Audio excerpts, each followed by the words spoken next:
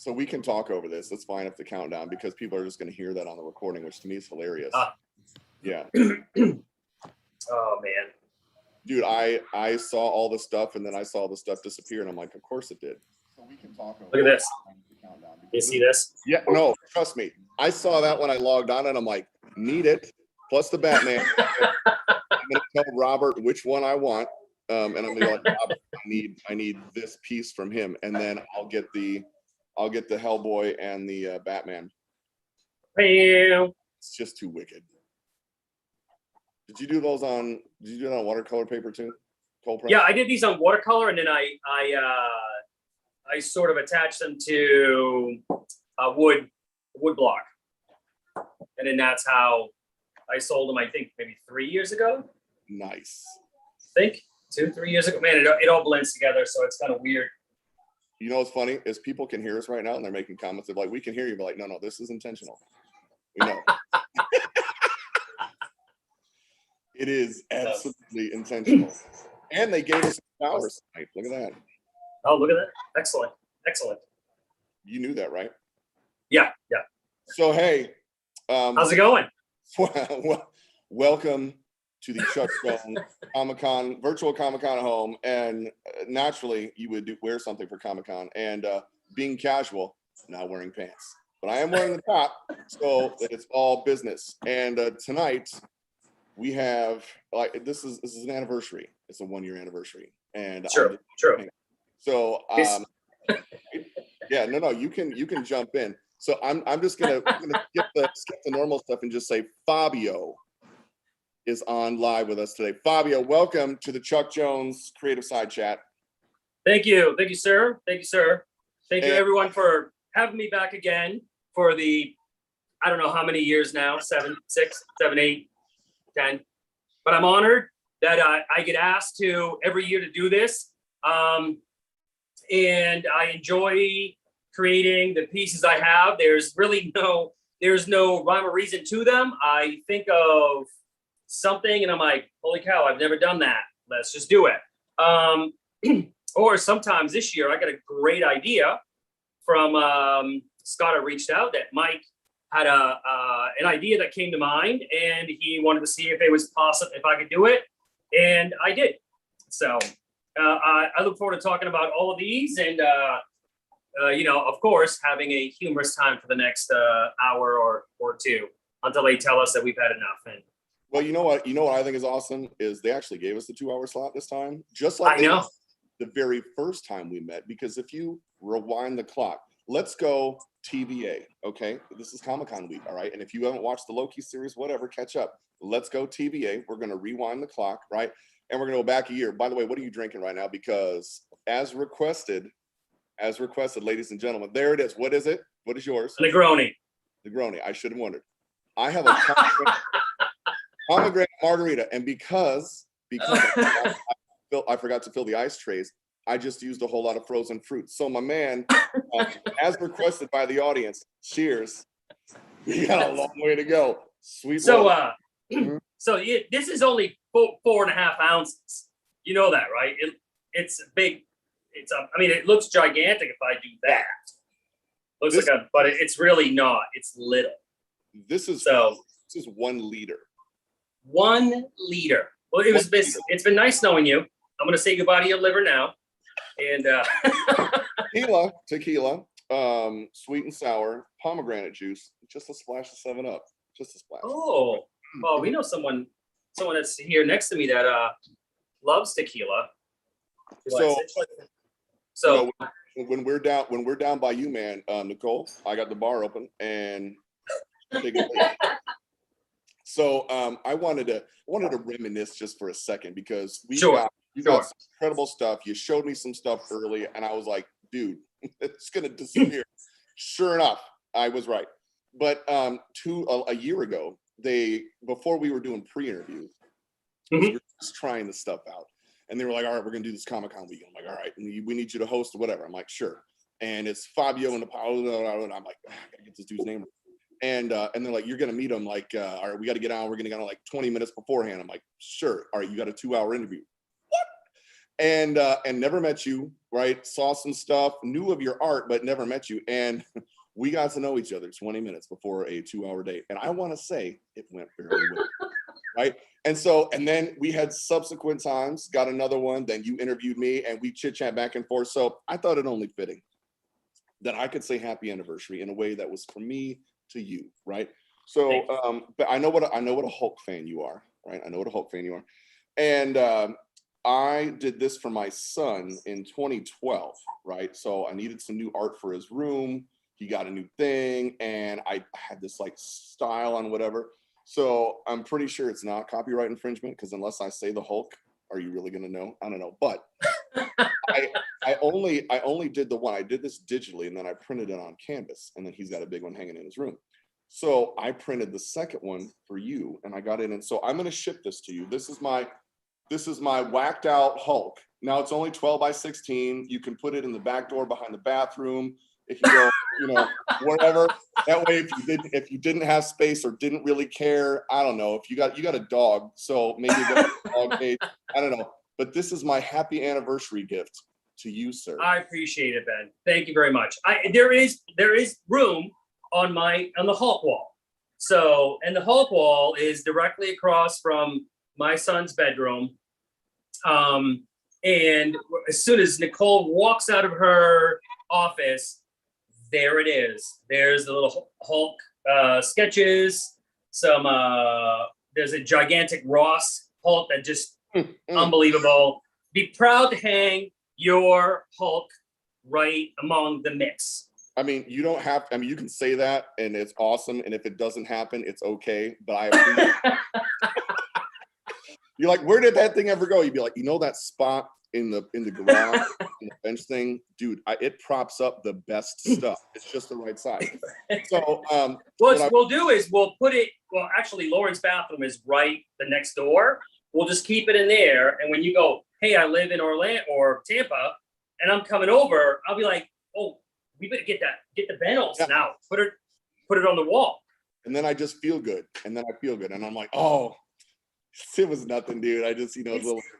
It's been there the whole time. I'll tell my wife, like, did you see he was that kind of thing? So we got tonight as we get going. We've got a ton of great artwork to show Cool. that blow your mind. We're going to get into all kinds of things. If you're watching on YouTube, you can pop comments in. We have people monitoring that. If you're watching on Zoom tonight, which we have a lot of people in the Zoom room, which is great, you can pop Q&A questions or just pop it in the chat.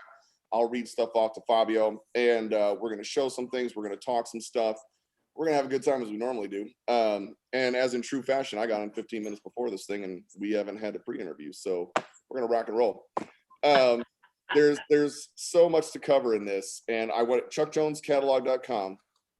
The forward slashes have a whole lot of hyphens. So if you go to chuckjonescatalog.com, at the top, you will see Fabio Napoleoni, SDCC. I can read 2021. That's his folder. That's where you can see all the stuff as we're going to go through tonight. And he's got some killer gift with purchases. I'm already going to tell Robert when we get to the piece that that one, and then I get the 2 gift with purchase things, which I'm so excited because I still have whoop, right here on the desk. It doesn't leave the desk. Nobody's allowed to touch them. All right, so you have been busy, and that's probably putting it lightly. And what I wanted to get into tonight to start things off was, last year things are moving all around. We're not doing anything live, and you have an opportunity to do some stuff. And I've pre-ordered it on Amazon already. So we've got your first children's book coming out, which you've just been going busters on. How did that all come about? And when you think of like where you started, what was it, like September or something on it, and where you're at now, the amount of work that has gone in, there's got to be a love project. So tell me a little bit about Dragon Boy. Yeah, I'm glad you asked, because it's so when I started in this business officially in 2008 in September. I had a publisher and I worked with him for about 6 years. And through that time, the artwork grew and grew and grew.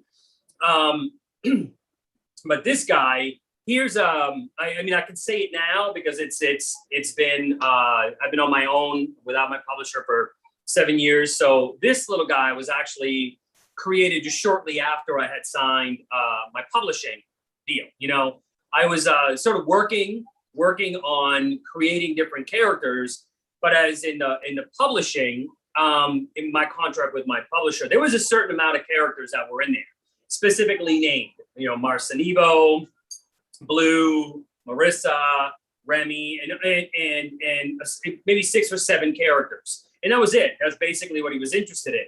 So, you know, it's I'm sure you've experienced this too, where you can't just stop creating and just focus on one specific character, because I don't know, me, it drives me insane. I mean, I know I have a project to do, but then I'll just go off in a different direction because that's where my mind is going.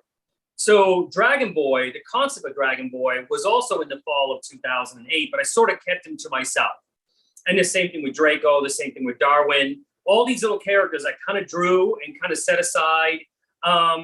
And on, you know, the economy had also crashed in 2008. So I went from, you know, making a good amount of money through eBay, then signing a contract, and you can't compete with your publisher. So I had to go with zero money for a little bit until I was able to sell some of these guys on eBay under a pen name. So for the next two and a half years or so, I basically created a bunch of little characters that I was selling on the side, Dragon Boy being one of them. So in my, you know, the Napoleoni art kept growing and growing and growing. And I, you know, honestly, I thought, like, who's going to buy this stuff? It's expensive. And I wasn't expecting people to support it. And then a fan page started, and then the line started of people connecting to the art. I wasn't expecting that. So like I said, you know, my publisher and I parted ways in 2015. I took over my own business, started publishing, printing, and representing myself along with my beautiful wife, who's manages the business aspect of it. Moved to Florida, and my very first show was in Miami in 2015, and that's where I sort of gave a little hint of Dragon Boy was coming. And at Pop Gallery in February or March of 2015 was the very first time that Dragon Boy was shown to the public under my name, not under the pen name, which then caused a little bit of question, like, wait a minute, I thought this was this guy, or you're that guy. So then, you know, for the next couple of years, I had to explain who, you know, Danny Ocean or Artsy Fartsy Artworks were, and that was me. So, wait, you know, wait a second, you were Danny Ocean? Yeah. You know who Danny Ocean is? I did totally know. Yeah, come on now. Okay. Ocean's 11, dude. Ocean's 12, Ocean's 13. Yeah. Well, but yes, prior to George Clooney, it was Frank Sinatra. Frank Sinatra, right? Yeah. So, I that's how I signed all my artwork. The pen name was Danny Ocean. So, anyway, you know, Dragon Boy took off. He started, and then you know, prior to 2015, I had met a gentleman named David Corbett, who fell in love with Marcinivo, but then was in awe of this little boy and a dragon who has this imagination and is you know, his little stuffed animals come to life. And David had asked me, you know, certain things that I wanted to achieve in my career. And one of them, I said, well, you know, I'd like to do a children's book. I think it would be awesome. And something with animation or TV or something like that. So, you know, the children's book happened. I got a 3-book deal with Little Brown Books. And then the animation, that's, we'll see. We'll see where that goes. And, you know, there are things in the works with that, everything, nothing's been greenlit, but that's the, you know, the adventures of this guy right here. So that's this is officially the book. I can't crack it open. I don't think I'm supposed to, but that's the book directly behind me. They sent me a copy of it in advance, and it looks pretty cool. I'm amazed. So like, yeah. it's just you and me on here. So if you yeah, want to go, but nobody else is. So it's I can't open it, but this is it. But like, if it accidentally fell and opened up, by itself. Yeah, I don't want lawyers showing up at my house tomorrow. So. So I've pre-ordered mine on Amazon already, just to let you know, and I'm stoked because I can't wait to see what you have coming and the whole storyline behind it. Yeah, it's a really neat book. There's a couple of subjects in there that are touched, and I think Little Brown Books was just the right people. I've worked with them, man, over almost 2 years in just getting that book done, and that's also because of COVID. But putting kids' books together, it's not an easy thing. I thought I've tackled some hard things in the art business, like trying to get Scooby and this or the Tasmanian Devil right sitting on, the right scenes. And I stress over that. This thing right here, it's just because I want it to be really good. And I want the artwork in it to be superb. So, the revisions and everything else, it's a labor of love, and it'll be out in another month and a half, I think. September is the ship 14th. date. Yeah, September 14th. So, and then right now, working on book number 2. So that was, prior to us hopping on, I was talking to Scott, and I was telling him about how certain, there's deadlines, there's shows and things like that I need to work on, but there's also stuff for them, revisions, and they have deadlines too. So, as soon as I landed in Maine, we had driven up for the month. I literally sat at my kitchen table and drew for solid 2 days, about 40 sketches or so, revisions for them to go through and then get back to me on what I should change, whether this end goes up or add a character, remove a character, use a different angle. So it's a unique aspect of doing things. For me, it is anyway. Well, probably not for guys who do it all the time. Well, I mean, yeah, but you got guys to do it all the time started to have somewhere, right? So you're just kind of getting, which is great. I love that. And we've got, again, you can pop questions in the Q&A. Mike Bartelmo is saying tomorrow's National Tequila Day. So yes, naturally, I knew that ahead of time. And and am I really pantsless? No, I have shorts on, but not the full suit. So Greg, however, would love to see what the gift with purchase is. And I'm like, why not show it right now? And let's get people excited about this. I'm excited about that. So Tyler, I believe there are 3 books in the series. Is that correct? Correct. There will be 3, yes. 3 books. All right. We've got book number 1 dropping September 17th. All right. So Fabio, if people purchase something tonight, which is going to be me also. Okay. What are you going to get, Ben? Is that what you're asking? Yes. So from a few years ago, I had done probably one of the coolest ones, because he's just off the cuff and a rebel sort of in the sense of superheroes. I don't know if he really is a superhero. It's kind of the dark side, but it is hell. Where'd it go? Oh, let me get it. Oh, you get it. Oh, there it is. Yes. So you're going to get this Hellboy pin right here. And his little ring around the eye is yellow. And he looks orange, but he is a beautiful, bright red. And his beard is not black, but it is nickel. See it? Ooh, yes. Yeah. So it will look silver at one point, but it will look jet black at another. It's fantastic. It is going to So you're going to get this. Yes. So you made a purchase through these guys. They're gonna send because we're still sort of the not the COVID but the virtual thing. So stuff is still being shipped from here. So if you order one of these and if it's going back to the gallery, then this will go to them. Or if it's being drop shipped to you, we'll throw this in a tube for you. And then I wish Ben would have shared that he was gonna wear the Captain America suit, because I was debating whether I was gonna do another Captain America giveaway or this guy right here. So what we went is we went with the classic Batman. Batman. So Batman is my number 1 favorite. So this is it. And I believe the title of this piece is BAM! So I think, right? I think that's what it was. So yeah, you're gonna get this, and this one's I feel like it's a little larger than my typical little minis. This one's 6x4. So you're gonna get these with whatever it is that these guys. I don't know if they have a certain restriction or requirement, but that is what you're going to get.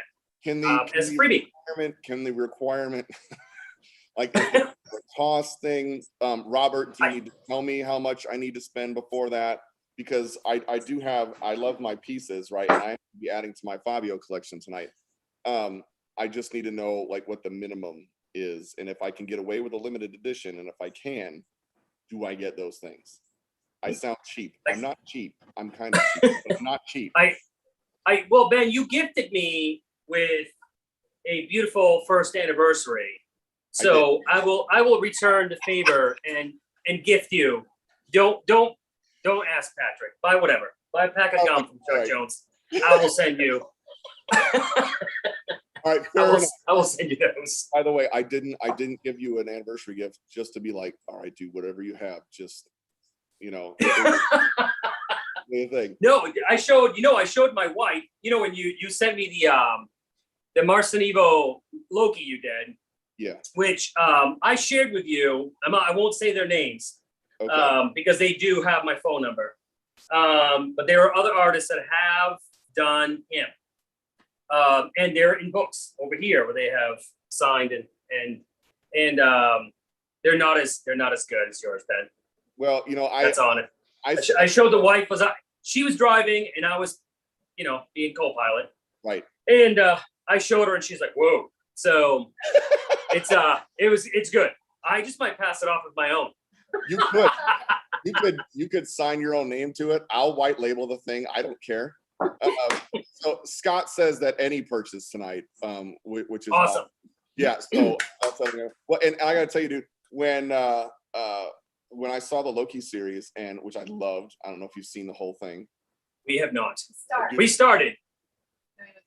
It's a train that just keeps going up. So I loved it. Anyway, I got to the end of that thing, right? And I was doing some like stuff with, you were sending me texts and whatnot. And my son and I were playing Call of Duty World War II. And I'm like, dude, I'm going to draw. I got to draw this as Loki. Like for him, this is just a fan art thing to be like, here you go. And because I love how what's the word I'm looking for? It's how versatile Marcinivo in everything. I'm look at that. I got the Stan Lee, I've got the Deadpool, I'm going to get the Hellboy and the Batman. And like your character is just so versatile in what you can do with it. And it just cracks me up and I love the design. So it was just a fan art piece for you. Just a fan art piece. I appreciate it. It's cool. It's cool. You, very cool. So, okay, books are not eligible, but that's okay because we're not selling books tonight. It was just, he's like, caveat, no, not the book, just the artwork. So, let's get into, and I caught this thankfully as I hopped on tonight because I didn't know that. You produced a whole new set of pieces, and we'll text each other back and forth sometimes and stuff. And you showed me like the stuff, like your sketches that you were doing with the Dragalorian and all that jazz. And I didn't realize you were doing all this on vacation. And so you were like busting away, and I'm sitting there. I'm like, dang. I'm like, I need that. I'm like, my bank account is going to get drained. I'm like, where's that child credit stimulus check from the government? Because that's all going to Fabio. And I'm like, sorry, dear. I'm like, I know that faucet you wanted to put in the busted shower up in the front. It's going to have to wait. So I went through and as we get into show some pieces and talk a little bit more about stuff, I found your statement on like how you felt about kind of the realization of something. And, as you're going to showcase the pieces tonight, and your house up in Maine is where you were creating at. And I want you to set the stage on that, because what I want the audience to know tonight is this, like, obviously Fabio's produced some wicked awesome artwork and there's always meaning to it and everything he pours in. But this, what we're going to show tonight and what's available is something truly unique, because this could be the last of an era of things for him. Out. And how you felt. And I want you to explain it, because I heard that and I was like, oh, I'm like, yeah, I'm like, and the fact that it hit you today and you're like, man, maybe this is the last time. So the speciality behind it, creative for tonight up in Maine has taken. Sure. Yeah. So today, while I was sitting here, I have mentioned it to Nicole before, and it said this could be the possibility that this could happen. But in reality, it's probably going to happen for real. I've lived in Maine for 31 years, and then we moved to Florida 7 years ago. In 2 weeks, it'll be 7 years. But prior to Lauren's birth, we started building a home, and then we at the same time we found out Lauren had her heart condition. So while Lauren is a couple of months old, myself and my father-in-law and a couple of guys basically that I grew up with in this small town were building a house. We lived in Maine. So, we had just lived there maybe in this home that we just spent the last month of July in. The house literally had just been finished. We had moved in 10 days and Lauren had her first sort of heart failure, or not really heart failure, but her valve sort of gave out where we had to rush her to the hospital. And that's where everything began. So we had literally lived in this house for 10 days. And then back and forth for the next 4.5 months, we barely lived in a house we had just spent 4.5 months building, and it just sat there. Our son, who was only 6 at the time, Marcus, AKA Dragon Boy, he lived with Nikki's parents who were down the street, or my mother who lived a few miles away. But the house was there. So this year, due to COVID, Nicole begged me. She was like, please, I go to Maine for like a week or 2 tops every year. But this year she was like, we haven't seen parents. My grandfather's getting older. So let's go for a month. And I was like, sure, why not? I'll do the Chuck Jones stuff there. I used to literally paint at my kitchen table. And if you guys could see this table, it used to be this beautiful Ashley furniture, hardwood, beautiful, beautiful table. It is destroyed. I destroyed that table. This guy right here destroyed it. Painting on it. Wait, hold on a second. You say destroyed it. I'll bet if you signed it, you could sell that in about 5 seconds. Anyway. So it's the chairs are still splattered with paint. It's bad. So I brought bags upon bags, literally bags of paints and brushes. The canvases that you'll see behind me, the one in front of me, all the paper you see here. A majority of these paints behind me all came with me, stuck on top of the pod in the car, and we took off. And it hit me today as we were there, and it was as though we always had this eye on a little piece of property closer to, we live across the street from a lake. And it always hit us that we'd like to be closer to that lake so we can actually see it, opposed to being separated by woods. So this opportunity came up and we're like, we should do it, but we have to sell the other house. So it hit me today as I was working on this piece I was showing a little bit, that all the artwork that you're going to see here is probably the last time I will paint in that home. And that's where my art career started. We built the house in 2004. My art career started in 2008, and we moved here, but we still have a house there. So it was weird because as we left, as the night before we left, all of Lauren's artwork that she had done, she had drawn these little pet shop characters, and she called it like a pet shop gallery. So when you went down into the basement, right at the bottom of the basement, there was about 10 or plus little pieces of paper that she had drawn on. So I picked all those off the wall and brought them back with me.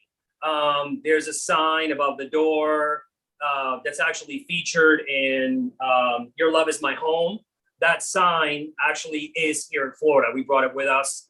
My son's handprint that was over his room there, that came back with us. We brought things that meant things to us because we're going to sell the house. So it hit me today. You know, we got here yesterday at around like 6. And then today, while I was sitting here, I was like, holy crap.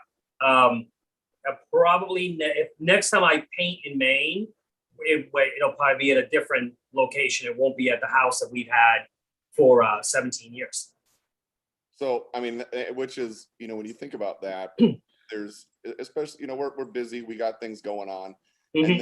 And then you have those moments where you're like, it just kind of sinks in and you're like, oh, and here's another phase of things. And I thought it was a great kind of realization that you had mentioned on like before we went live. And I'm like, man, I'm like, that's especially because, you know, this whole thing started there, you know, all the history that you have with it. And look where you're at now. And it was like, that was kind of the birth of all this stuff. So it's the kids were really, we talked about it a couple days prior, and the kids are like, you can't sell the house. Our heights are up. Like you can't. Mark is going to be 23, and he's like, you can't sell a house. Like my height is on the wall from when I was 6. So literally, the wall that separates the living room to the kitchen. We even measured our dog. She's 12 years old now, and we were measuring her height from when she was just a puppy. So you know what I mean? Her height goes along, and over the years, we've had friends go. Lawrence had her friends come over to the house, and their heights are on that wall too.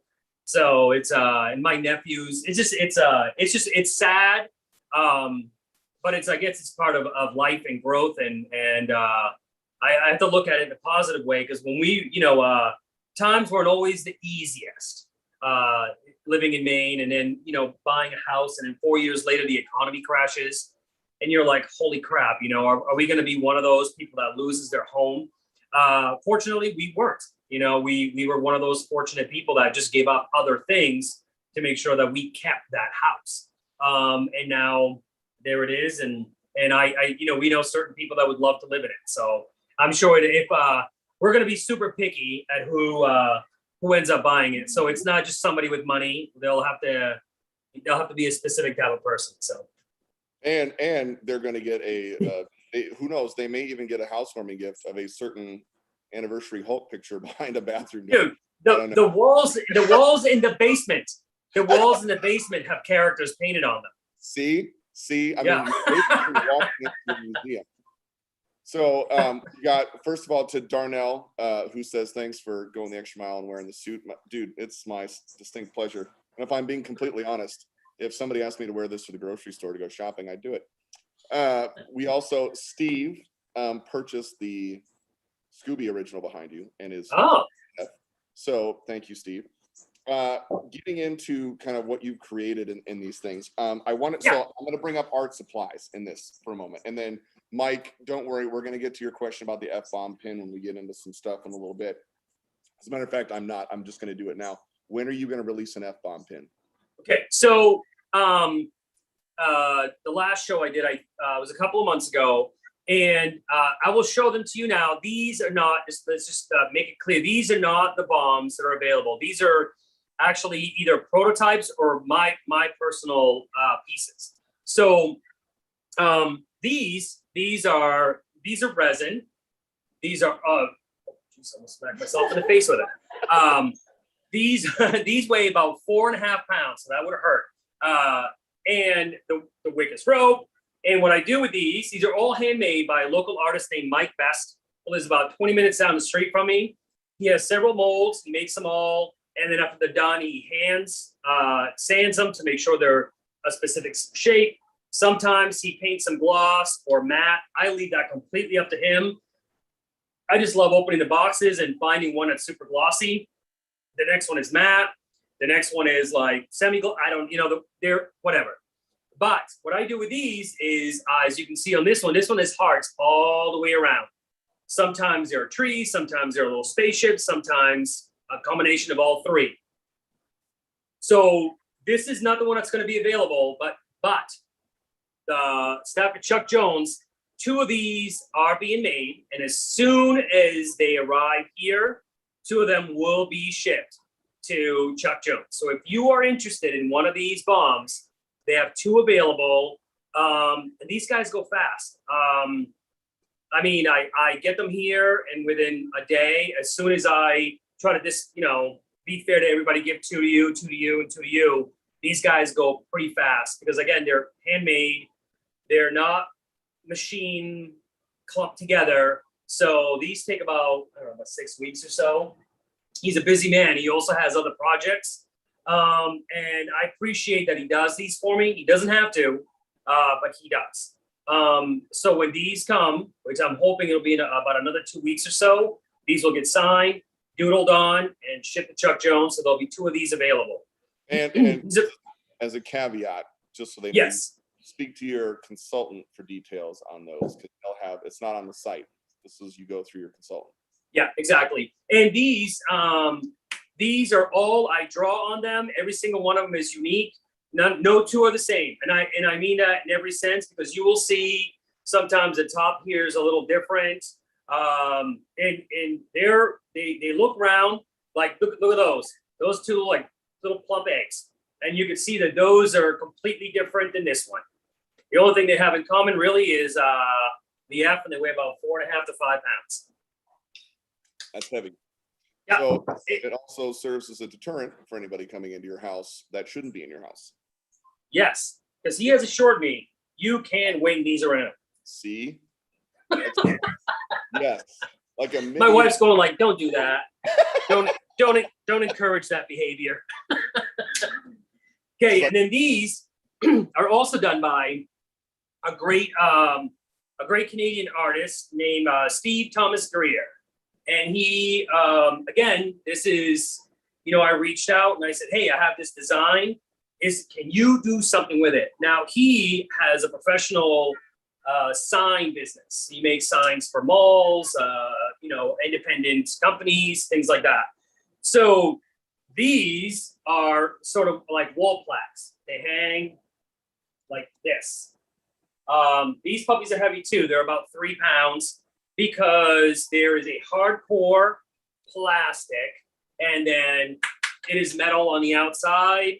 The heart is the same way. So is the black, the white, and the clear is plexiglass. And it is about, what's like 1/4 of an inch, maybe 1/8. It's pretty heavy, pretty thick. But there's certain layers to it. See how they're all stacked? Yes. These, this is what they look like when they arrive to me. What they arrive at Chuck Jones, again, they will be doodled on. They will look like the one I'm about to show you next. Every single one of them is different. They will have 2 of these available. These are also all handmade, and they'll be here in about another week or so. So if you're interested in one of the love bombs, let them know. They will have 2 available. And let me put them here. And then here's the other F-bomb. So I haven't told you the size of these. These are 16 inches tall from the top of the wig down to the bottom, and they're 12 inches wide. These are pretty big. These guys are just 6-inch round. Quite a difference there. So, and then these are constructed the same way, but this is a prime example of this one's personally mine. The F is filled with F words. So not the F. Not the F word. It is filled with F words. So F words. It's just F words. Right. We didn't see which F words. But this is what you would get. Like that. Frank, Billy. Yeah. Exactly. Fortunate, festive, fair, fun, funny, freedom, right. But you will also have 2 of those. So if you're interested in a wall metal F-bomb, let your consultant know at Chuck Jones. They will have 2 of those available as well.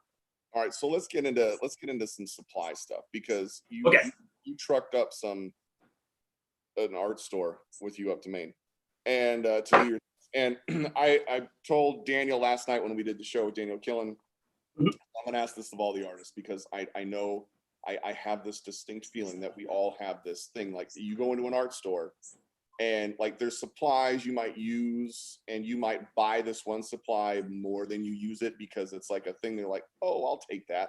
So Mhm. for me, it was like when I go into like I like going to Blick because a couple blocks Yeah. down the Same way. here. I spend a lot of money there. I love the guys. Mhm. They have a lot of things. So every time I go in, right, I'm when I do all my sketches before I do ink or pencil over or whatnot, I have, and I don't know how to pronounce this, Karin D. Ash, Ake, whatever. I don't know, ACHE, whatever it is, right? Yep. Somebody tell me. So I get these every time. Now in my thing, my pencil case, right? I've already got 2 in here, right? I've got 2 in there. I've got one that's like only 3 inches left. I've got 2 more in the thing. But I go in and I did this last week. I went into the art store and I was not looking for that at all. I was looking for, I don't even know what I was looking for. I think like a 2. Mhm. And I'm like, oh, pencils, not even in the same aisle, right? Bought it. and then I love these, you know, what I did the stuff that I use is these Pigma brush pens. I love these things, right? Yeah. They only come in a pack of 3. That's what I did the thing for you with. And I love these things. I like using the bold tip one. It comes in a fine and medium and bold. Now I use the bold one the most. Therefore, I have these Mhm. and fine tips that are left. So it's $12 for a set. It's not that bad, but you cannot buy the bold by itself. Yeah. So what did I do last week while I was by the pencils and I looked across? Oh, there's a 3-pack. Sure, I'll buy one. Did I need it? No. Did I buy it? Yes. So Yeah. like there's this. And then lastly, if you saw the show last night, you heard me say this, Scott. Unbelievable. You know what? I'm trying to have a moment here with Fabio. You know what I'm going to do for you, Scott? I'm just going to do both of them at the same time. That's what I'm going to do. Okay. This is for Scott to rush this part.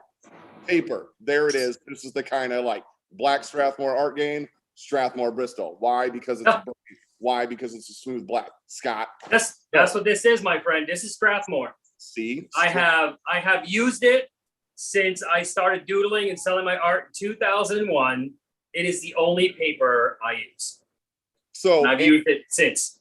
Now, I have pads of these paper. I didn't need any more, but it was $6. And I'll take $6 paper. And I just bought it anyway. I went in for a tube of paint.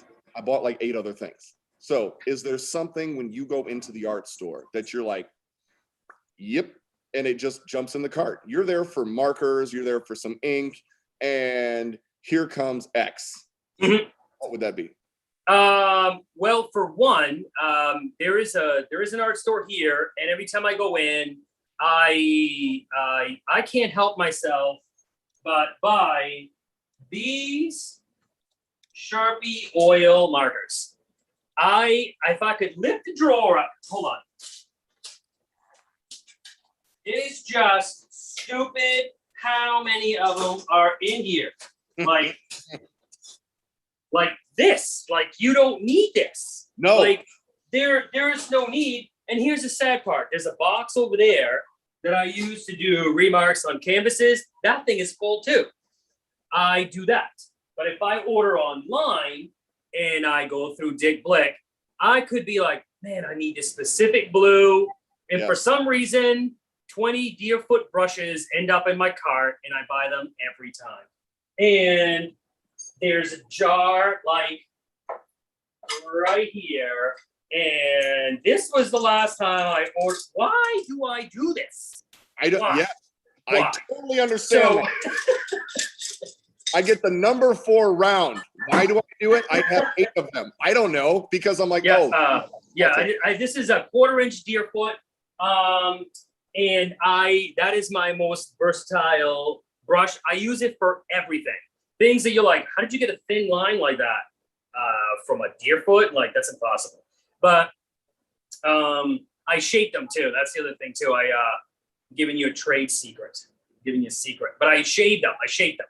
So so I do that, and then I also I can't underneath here. There is a bucket that I saw one time, and the brushes that's how I get my canvases wet and stuff like that, and then watercolor and everything.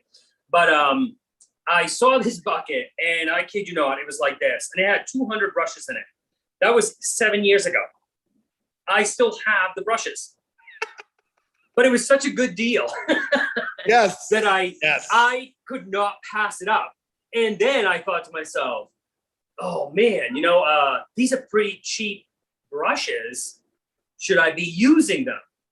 And then again, I'm not going to mention the artist, but I went into a gallery and this artist was there, who is also world renowned in what he does. And he was using those brushes. See? And I was like, interesting. So these camel bum hairs or beaver tail, whatever that you get that are $100,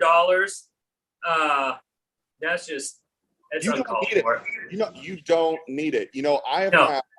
Because I looked at the same thing. I'm like, wow. I'm like, if I'm gonna paint like this stuff, I'm like, maybe I do need to go for like the number flat brush that's like $84. Mm-hmm. Like, why would I do that? You know what I got?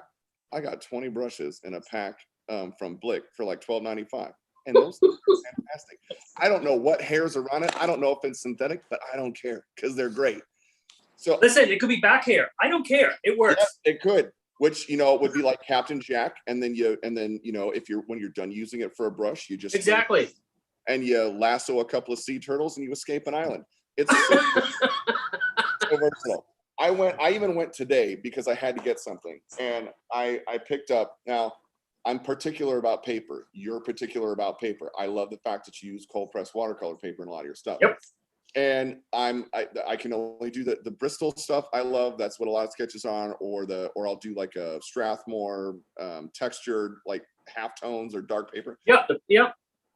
I got a Canson 80 pounds, slightly textured 19 by 25 sheet. I don't know what's going to happen to this thing, but it's beautiful. And I bought 4. I bought 4 when I needed 1, because if you bought 4, you got 1 free. $12 later instead of $3.30, but I got it free.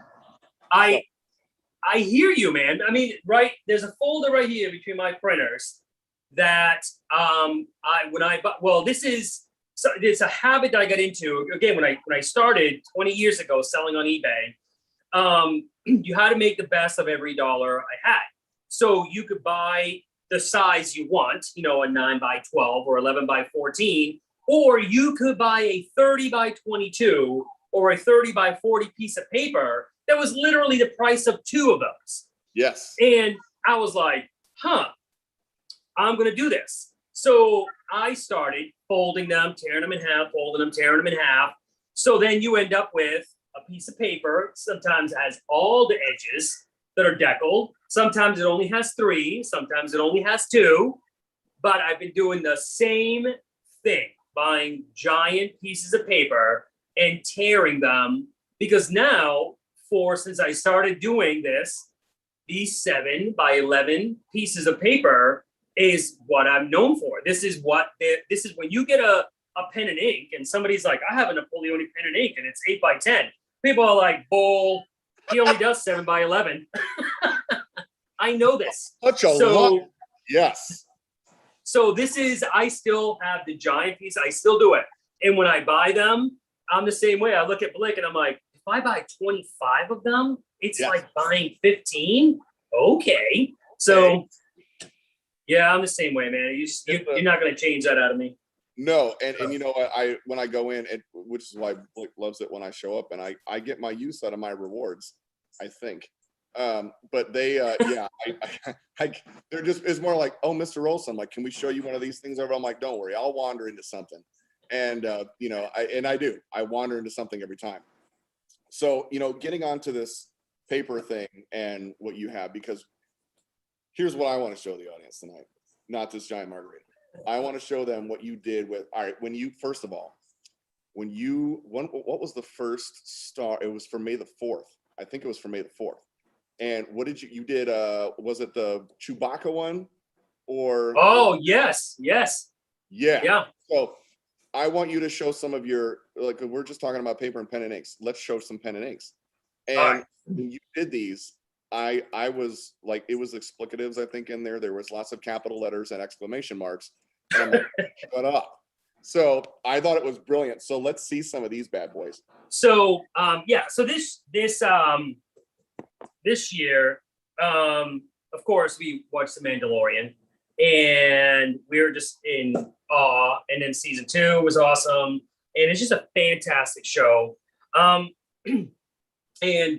I thought of doing Marcinivo as the Mandalorian, and I really don't know what happened. I started, I think this guy must have been working on the book or doing sketches or something, but Dragon Boy as the Mandalorian and sort of Draco as is it Grogu? Am I correct there? Yeah, you are correct. Yeah. So I thought it'd be kind of funny to do sort of Draco, but with the little funny ears. So this is Dragonlorian. This is Dragon Boy. Is freaking brilliant. I'm gonna salute you this way. It's freaking brilliant. Look at that. Come on. Captain America. Well, you know, they're all owned by the same parent. It's all the same family. That's true. That's true. So I loved it, and I thought it like I did it for fun on my iPad, and then you sent me the message, and then other people were like, "Is that for sale?" I'm like, "No, it's a sketch on my iPad. I can't sell you my iPad." So you could, but you could. Yeah. So yeah, I enjoyed this. This is really cool. And I noticed this morning too, as again, you know, I was doing these in Maine and trying to get some work done in the morning and then spend the afternoon with my in-laws and my kids and my wife.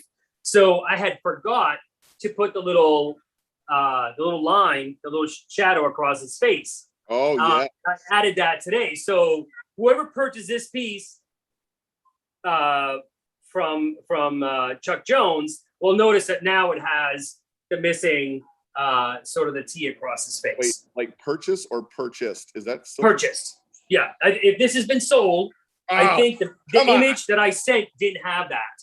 Okay. Yeah. So I added it. I did, I think four. Yeah, you did. Four Star Wars pieces. This was another one that you saw. And it is Darwin as Chewbacca. Which is just really I saw that. Yeah. Like, duh. Yes. Yeah, it came out really good. I like the mean look to his face. He typically does. He just doesn't have a mean look. No. He's a very adorable little character. And I just thought, again, like I thought to myself, like, why haven't I done this before? You know, it isn't like this guy's been around for 5-6 years. Why didn't I think of that? So yeah, and then this piece, I don't know if I really want, sometimes I don't know if you do this, Ben, but sometimes I title pieces because I just wonder how the consultant is going to tell the client what the title is. Like, for instance, or, yes. Or in this case, one more time. I didn't put that. Just so I can hear it one more time.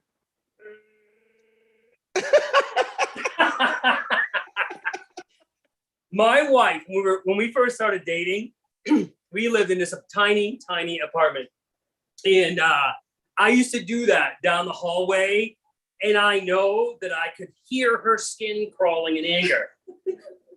Just from the noise. Oh, she'd be like, "Oh my God, She's still doing it now, and we've been together for decades. So she's like, "Okay, that's still not funny."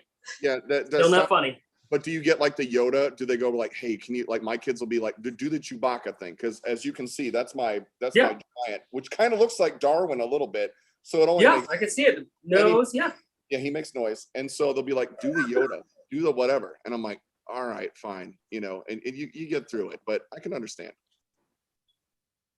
I don't know. I like it. I think it's funny. I'm all for. I mean, I understand that'll be like a you and me thing when we're hanging out and be like, "Dude, do the Chewbacca thing again." You got to do yours, Ben. What? You got to do yours. Chewbacca or Yoda? No, the Chewbacca. All right. You have to lift. It's got to be a lift. Yeah. Oh, you have to. It's a, yeah. My wife's over here like, She's okay, like, move on. Move on with the show. You So then this yes, is this one's probably my favorite out of all of them. And so here's Jimmy as X-Men fighter. So there he is. And I tried to look at all the suits. I wanted his glove right, the little belt, the hoses. And you know, in the original sketch, the heart or the fighter wasn't in the background. So keep I talking. love this. I'm gonna and I hope that you know, we have a Comic-Con next year where we're actually in person, because I would love to paint this, and I'd love to paint the Black Panther. That's ones that I would love to do, but I want them to be seen in person. So that's the would love to do these guys, and then just but I want them to be seen in person. The last Star Wars piece, I was just looking through as I was sitting. I was left alone in my home, and I was like, oh, let's look through some things and Star Wars ideas, and looking, and then this Ewok popped up. And again, I was like, why has this not ever crossed my mind? And so there's Darwin Moore. Right? Adorable. I mean, come on. How much sense does that make? All the sense. Yeah.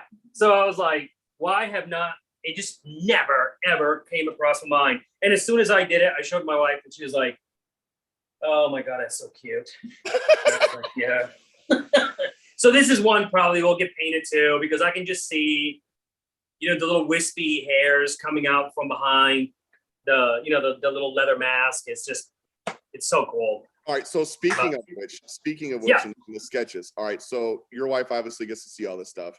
Mhm. And, you know, I'll do some stuff. And my wife's a huge Baby Yoda fan. We have a whole shrine, which is I encourage, because I'm like, did you see this came out? And now I bought one for me also. Marcus has that.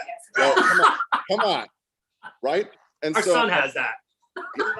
as he should, and believe me, it goes on and on. But so, you know, I encourage the Baby Yoda habit. And so I'll do a sketch of something, and she'll be like, I'll do like an art drop. And she'll be like, you're not putting on an art drop, are you? I'm like, look, man, I can draw it for you again. Okay. So is there stuff where Nicole sees and be like, that stays at the house? Well, here's the thing. So I will do a piece of art, and I think, oh my God, this is cool. This is amazing. And they'll walk in here and look at it and be like, oh, and then they just leave. And I'm like, what the, you know? But then sometimes they come in here and they will stop right dead in their tracks and be like, oh. And I know that right there, when my wife and my daughter come into the studio and go, oh, that's it. It's going to print. That's it. End of story. That's it. Because you know, it's, I get their feedback on a lot of things. I'll come in the studio and print something, and I know it's a keeper because I will finish it. I scan it. I run like an 8x10 of it, and I go into the office and I'm like, this is what I did, blah, blah, blah. And she'd be like, that's mine, that's mine, that's mine. And then she literally takes the proof. It hasn't been edited, hasn't color correction, nothing. It's just raw as raw can be. And she takes them and then puts them in her office, pins them up, folds them, and sticks them in. No, you don't fold them. No fold. I'm sorry. She looked at me like, come on. She puts them in a drawer, keeps them. She has every pin I've ever made. Like every freebie that you guys have, Nicole has them all. Every single one of them. The first one that comes off the printer, I'm like, you think this is cool? And she's like, oh yeah. So she sometimes helps me in the right direction. I knew that, like the Tasmanian Devil one, they left me, and I started doing that. And then when she came through the door, I was like, what do you think? She's like, whoa. Oh yeah, that's a good one. And I knew, I was like, okay, cool. And these guys are going to be happy with it. So you, and it's great to get feedback like that, because it's kind of, you know, you're producing all the time. Now you've got one of Vision also. Do you have that one? Yes, I do. I have I did. I went with the classic, man. You know, again, this might be one that gets painted next year because I've already done. I did. What was the last one I did? Doctor Strange a couple of years ago. And this guy definitely the yellow and the green with the red face is just that needs to be done. It needs to be done. It needs to be done for next year. And these are like what you were saying before. Sometimes you look at something and you have to struggle to get it to work. I started doing this and it instantly, like I was like, I want to do a vision. So I started looking through the classic and I was, of course, then you go down that rabbit hole where you're looking at all these old comics. And I was like, that's it. And I literally drew it once and sketched it out and colored it. That was it. That's just, it's one of those where I didn't have to struggle and thinking of how this was going to fit or that was going to fit. Like I said to you, he doesn't have a neck. So right. Sometimes, the outfits don't work that well when you're necklace. So all right. But yeah. So begs the question too. Like, first of all, I see an entire line of Avengers done like this because I'm just letting you know, I think it could happen. And you go ahead and run with it and do your little thing. Maybe it's some 2 a.m. in the morning thing and you're like, that moron had to mention Avengers and now I got to sketch this thing because it's in my head. And I'll be like, it's okay. So he said Avengers. So just saying, wait a second. You've already done it. Shut up. I've done all of them. And one of my closest and dearest friends here in Orlando turned 50 2 years ago. And as a gift to him, he has a 15 by 22 piece of paper and it has all of them on there. No. Yes. Tell me you scanned it and can be read. I have not. It is was it scanned? I don't think it was. But I know where he lives. So be like, look, man, I just need to borrow it for a day and then you can have it back. Yeah, it is really, it's one of a kind, obviously, and they're all in there. From the Hulk, Iron Man, you name it, they're all in there. If ever at some point you're over there and you just happen to take a snap and text it to me, I'm yes. okay. I will get him to take a picture after the show is over and I'll send it to you. Yes, thank you. All right, yeah. So do you have, is there a Captain Chaos pen and ink that you have? Oh, yes. A little birdie might have told me. So growing up, I adored Dom DeLuise. But most of all, I adored the movie Cannonball Run. Yes. Because it had Burt Reynolds, Dom DeLuise. It also had Sinatra, Dean, and Davis. And I can't remember, but it was a friend or someone had posted as I was scrolling through Facebook or Instagram, and I just happened to see a picture of Dom DeLuise with the cape, and he's looking like this. And I thought, oh my God, I knew instantly like Captain Chaos. So yes. He had to be done. That is, and no one better than Bunny Boo's Hound to fill the shoes. Yes. Now, so, is that available? Yeah. Maybe. Loved it. Love it. Like, no, it's sold already. I don't know. I love what you do. So there's something, and I think as we've discussed previously in some point, I love the paintings. I love paintings, right? And when it came to animation, like it was great to see the cells and the backgrounds and stuff. But what I really love are the sketches. Like the drawings of it are what I really attach to because I think you can see a little bit more energy and stuff in that. So every time you post these drawings of stuff, and I stalk your Instagram account, okay? I watch all the stories, and I'm not apologizing for it either. And so I watch the stuff, and I'll eat because you'll get a text, and I'll be like, "Shut up," and something comes across, and I just, man, you got away with it. That just I love, and so like every time you sketches, I'm like, "Oh God." Well, it's on the ride up here, just before we left, I watched a really cool video with musician or rapper Pitbull. And he said, you know, you create better, you live a better life if you're happy and you enjoy the things that you do. And sometimes, you know, there are people that get caught up in the mix of money or success, and you kind of lose that focus. But when I do these pieces, you know, to me, that's fun. This is fun to me. I enjoy sitting there. I enjoy doodling. I enjoy, you know, like that Captain Chaos. That is for me. Oh, and then Greg, I saw posted a Chuck quote about creating the characters, not for anybody, but for himself. Mm-hmm. And that's exactly it. And I love them. And I create them for me because they make me laugh. And I only hope that at the end, you know, it makes the people who buy them or the people who look at them laugh as well. So I think it's a combination really of what Chuck said and what Pitbull, as weird mix as that is, where, you know, that's really Pitbull and Chuck Jones kind of weird. What's up? But Doc? it's yeah. But at the end, it really makes sense because I'm creating these characters because I enjoy them. You know, I don't like creating things because someone is making me do it. I don't enjoy that. I think that takes away from the fun of it all. And I'm fortunate that, you know, that's not the case. So, but I enjoy those, and you have to do things that you enjoy. And these things, like these guys, I laugh my I saw that when you texted it, and I'm like, take my money, take it. I created this, and I was laughing the entire time because I was like, seriously, they all fit so well in there, you know? It's crazy. So speaking of that, right? Because you had texted me all those, and I think my response back was, I'd be shocked if they're still there by the time the show starts. Yeah, I was right. I mean, not that means anything, but so like all this stuff that you post, I'm like, oh, that's so good. And I was showing my daughter because I had like the stuff, and I'm like, I'm gonna interview Fabio tonight. I'm like, it's kind of, we have a thing now.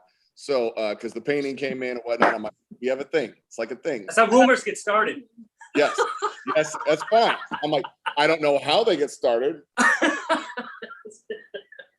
So that's delicious. So, you know, when we got into you showing the stuff, you had the pieces, specifically even the paintings that you did. And I know Scott Ryder's got on cue here, Kids Are Scary. And again, it's where I love the sketches that you do. So you have this and a painting, right? And it's a limited. So you have an original, maybe that's sold already.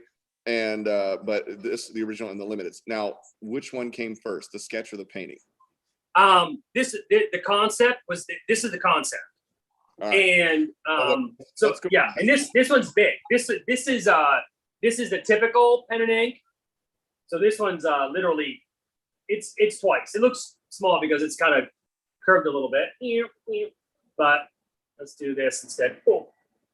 So there it is. Yeah. So this was the original concept to it, where it's a wooded area, and Mr. Pickles, where is he? There, Mr. Pickles is in the back. So it gives you the impression that they're not really scared of Dragon Boy. They're more scared of Mr. Pickles, who is just like, hey, you know. Yes. And so that was where the concept came. But when I started putting it together, I don't know, man. Nikki was there, and I was like, I feel like I need to have a Scooby-Doo background. The other one is my background, and I felt that like it wasn't going to be authentic to the Scooby-Doo if I had done me as my background, so the trees and the little rolling hills. So I tried to do, the traditional Scooby-Doo with the scary mountain in the background and the moon. And is that the original? Is that the original? So shiny. Is that the original? Yeah. Oh. Yeah. So, and then there's, if I can get it. Oh, there he goes. Oh, there he is. So, that's weird. The eyes do that. But it is so glossy. But it's hard to get it. Oh, there it is. There we go. Nice. So, yeah. So I went with I was looking up, I think it was Scooby-Doo. I think I Googled Scooby-Doo backdrops, and a bunch came up, and I wanted to go with a night scene.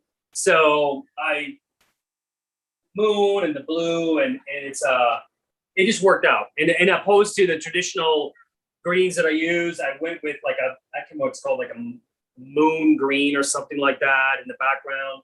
So it's not your typical color. So then, Dragon Boy pops out of the piece. Wait, is that sketch for sale too or no? Yeah. Is it sold already? Scott's gonna be like, yeah, it's sold. Oh, it's yeah. And Mr. Pickles only appears in a few pieces here and there. And funny enough, my daughter, who loves gas station pickles, and I don't know if you've ever had one. Talking about the one in the bags. We have to open the bag. Yes. Oh no, dude, they're the most disgusting things on the planet. And that kid comes home and cuts it open on the counter, doesn't even use a cut board or anything. So there is pickle juice everywhere, and they're just disgusting. They just smell like they're marinating in gasoline. Oh, she eats them. No. Yeah. Things you don't find at a gas station. A, pickle. B, sushi. You just don't do it. Or a ham sandwich. Don't get that in the bag. No, she's probably eating that too. I'm not gonna she would. Yeah. She got a gut like a billy goat, that kid. She'll eat anything. She does not care. That's okay. It's a strong constitution. So, yes, I mean, I enjoyed this. I think I was up to like 2 or 3 in the morning, just because the pants I didn't bring. Like I was looking, I brought my little book with the colors that I needed, and then I was like, I'm not painting his pants purple. I'm not painting his, and I'm like, I'm gonna do this like vintage, I don't know what that is, rust colored pants, and I went with that, and Scooby looks good. Yeah, I enjoyed making that piece, and I wanted to, that's probably one of the most iconic images of Scooby-Doo, where either Scooby is in his arms or vice versa, So that's what I wanted to do, but I just thought it'd be funny to just have, kids are scary, and then just have Dragon Boy there, where he's adorable little kid, but he's scaring them. So and I think we've got APs, maybe 1 or 2 left, or none left. 1, yeah, hardly any. So, and then you've got the sign limiteds of those also. Now, I wanted the other part that I wanted to get into in the new pieces was and I'm looking over to my left because that's where I've got your stuff up, is the one well done love bomb. I loved the whole, I like what you did with Witch Hazel serving, and then bugs, and I thought that was brilliant. And this kind of to me carries that tradition of, I don't know, it cracks me up, like something's going to happen to the antagonist. So can we pull that up, Scott? Yeah. So this piece on screen. Yeah, so this man, there's so many great scenes where it was between this one and man, I'm trying to think of the name, where Marcinivo or Bugs Bunny was marrying Taz and his girlfriend or whatever. And as I'm scrolling through, I found this one, and I ended up watching the little version of it on the little cartoon on YouTube, and I was like, oh my God, I remember this, and he was so excited, and it was a little like a little stick of dynamite. Yes. It's like a little stick of dynamite. The best part is it's a stick of dynamite on the plate, but when he puts it in front of him, it has the little legs and the little cups at the end. And I think that's where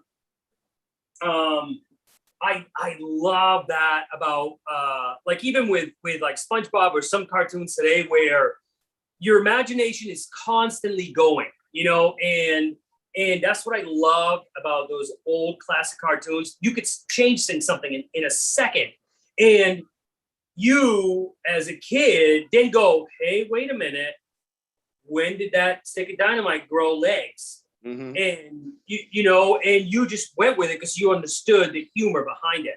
And I think that's where this is. And a well done love bomb is, I just thought it was funny. I mean, it sounds better than medium rare love bomb. So. Yes, which I'm more, if I'm going to go for steak, I'm more medium well, you know, than I am medium rare, which drives my buddies nuts because they're like, that's not how you eat a steak. I'm like, I'll tell you how I eat a steak, okay? I don't want it moving. I don't want it whatever. Give it to me well, medium well. So when you got into these pieces, like the new stuff, you were kind of like pumping through, and the sketches did you have like moments where do you have like a list of things and you're like, all right, this is what I can get to right now, and then here is like and it just idea jamming out where you like got to take a minute, write something down, and then get back to work on what you originally done. How did you like narrow it down to these two?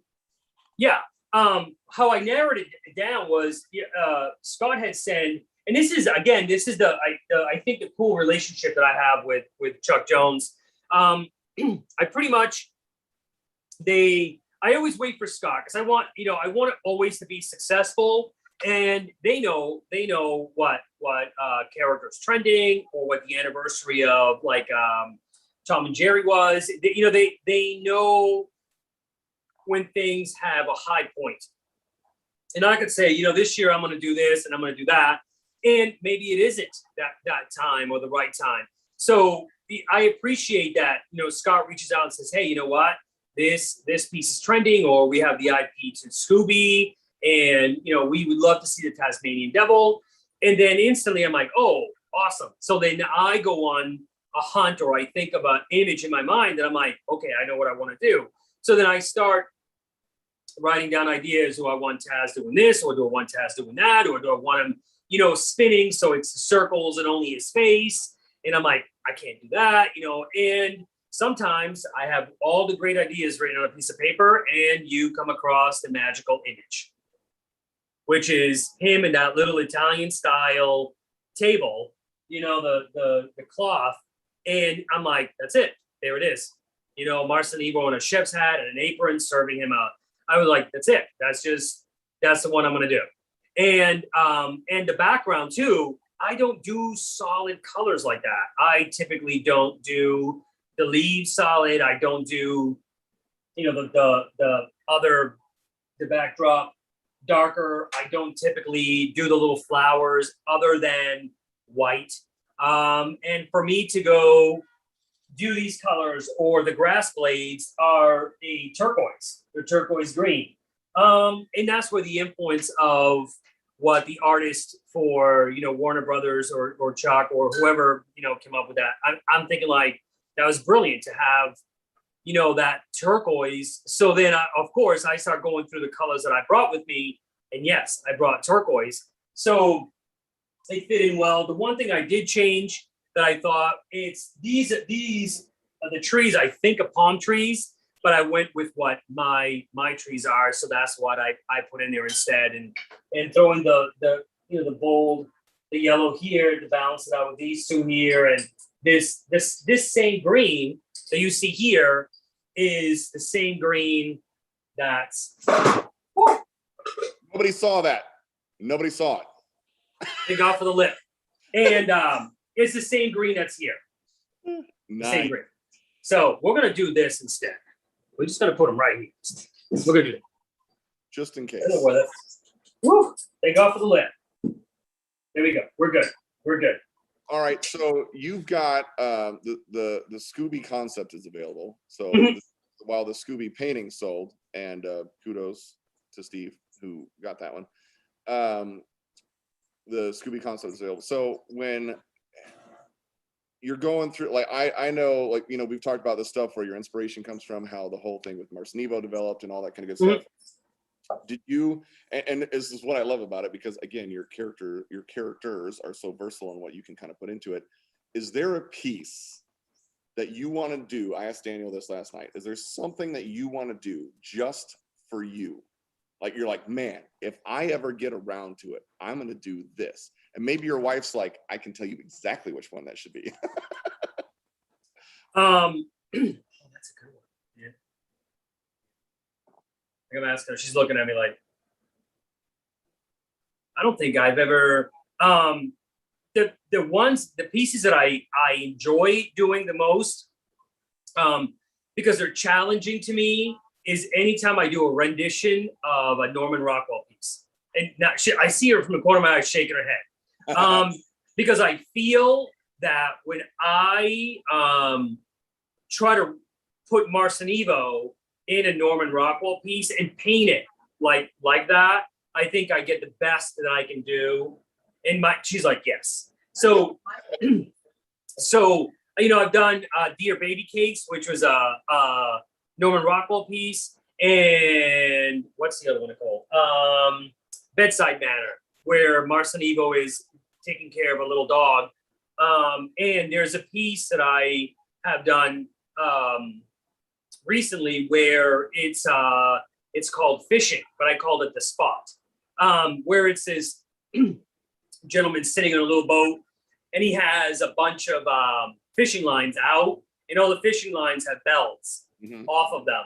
And in the boat, there's this little beagle, which that was my wife's first dog. So I loved it automatically. And off the boat, there's a jug of booze floating in the water that's attached to the boat. So at some point, I will paint that piece, just because I'm intrigued with how Norman Rockwell painted. He didn't feel that the entire canvas needed to be filled with paint. You have your subject, and if you can capture everything in that subject right here, there's no need to fill this. And I think that's the part where I'm intrigued by that. You have the little girl who punched the little boy in the face, and she's waiting outside of the principal's office. The focus is on her. You have the lunch counter where the cute little black girl's at the end. That's the focal point. Everything else after that just sort of blends into the piece. Soldiers coming home from the war, it's just them. But I think that type of art, it evokes an emotion. That's why I love putting Marcinevo in those pieces. So that actually segues into something I don't think I've asked you before in the stuff that we've done. And I took my kids down to, I took my little two, my 5 and my 3-year-old, down to the Monet exhibit because they had Monet at the Art Institute, and it was glorious. I would shut in I was going to take all my kids for Thanksgiving break, and then they closed all the museums again.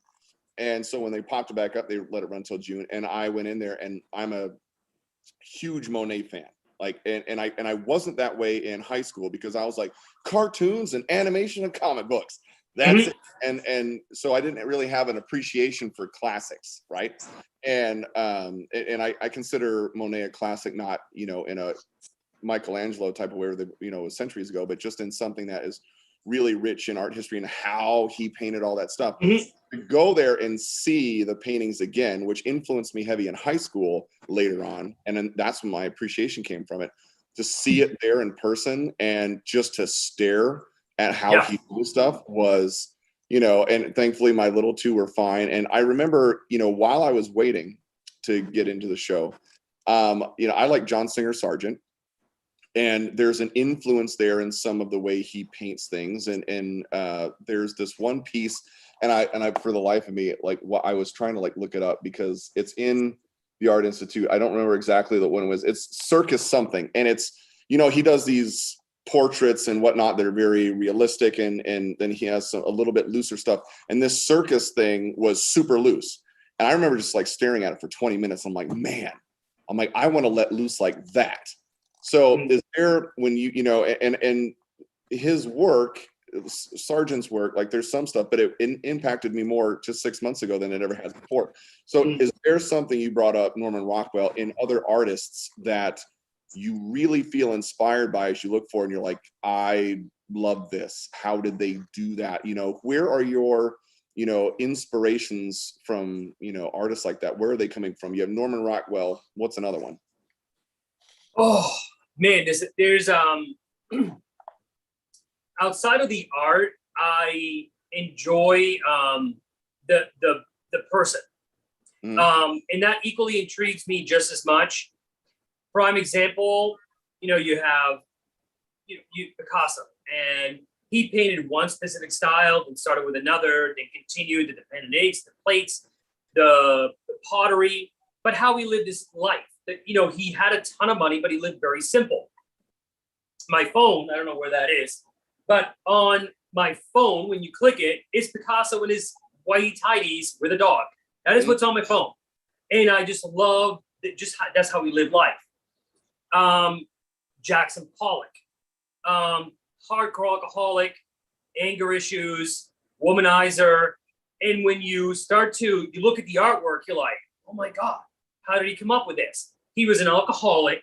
He was angry all the time, you know, womanizer. He never paid his debts. He would trade his originals for a 6-pack of beer. When you understand the individual, then I think you can understand where the art comes from. And like you said about Monet, my wife loves Monet. And we went to MoMA? And we came around the corner, and there it is.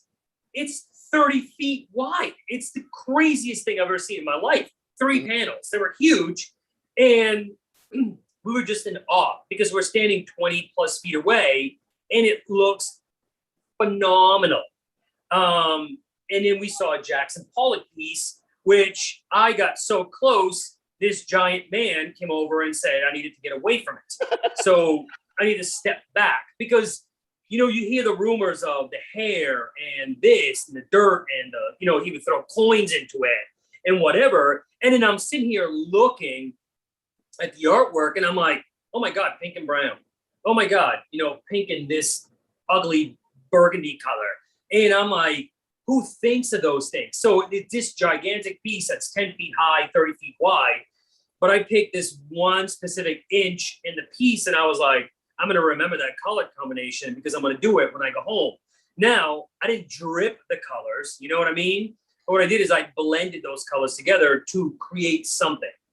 The drip effect in a lot of my pieces comes from being inspired by Jackson Pollock. And when I do them, I don't do them just like, I crank my favorite music. Sometimes I have a glass of wine.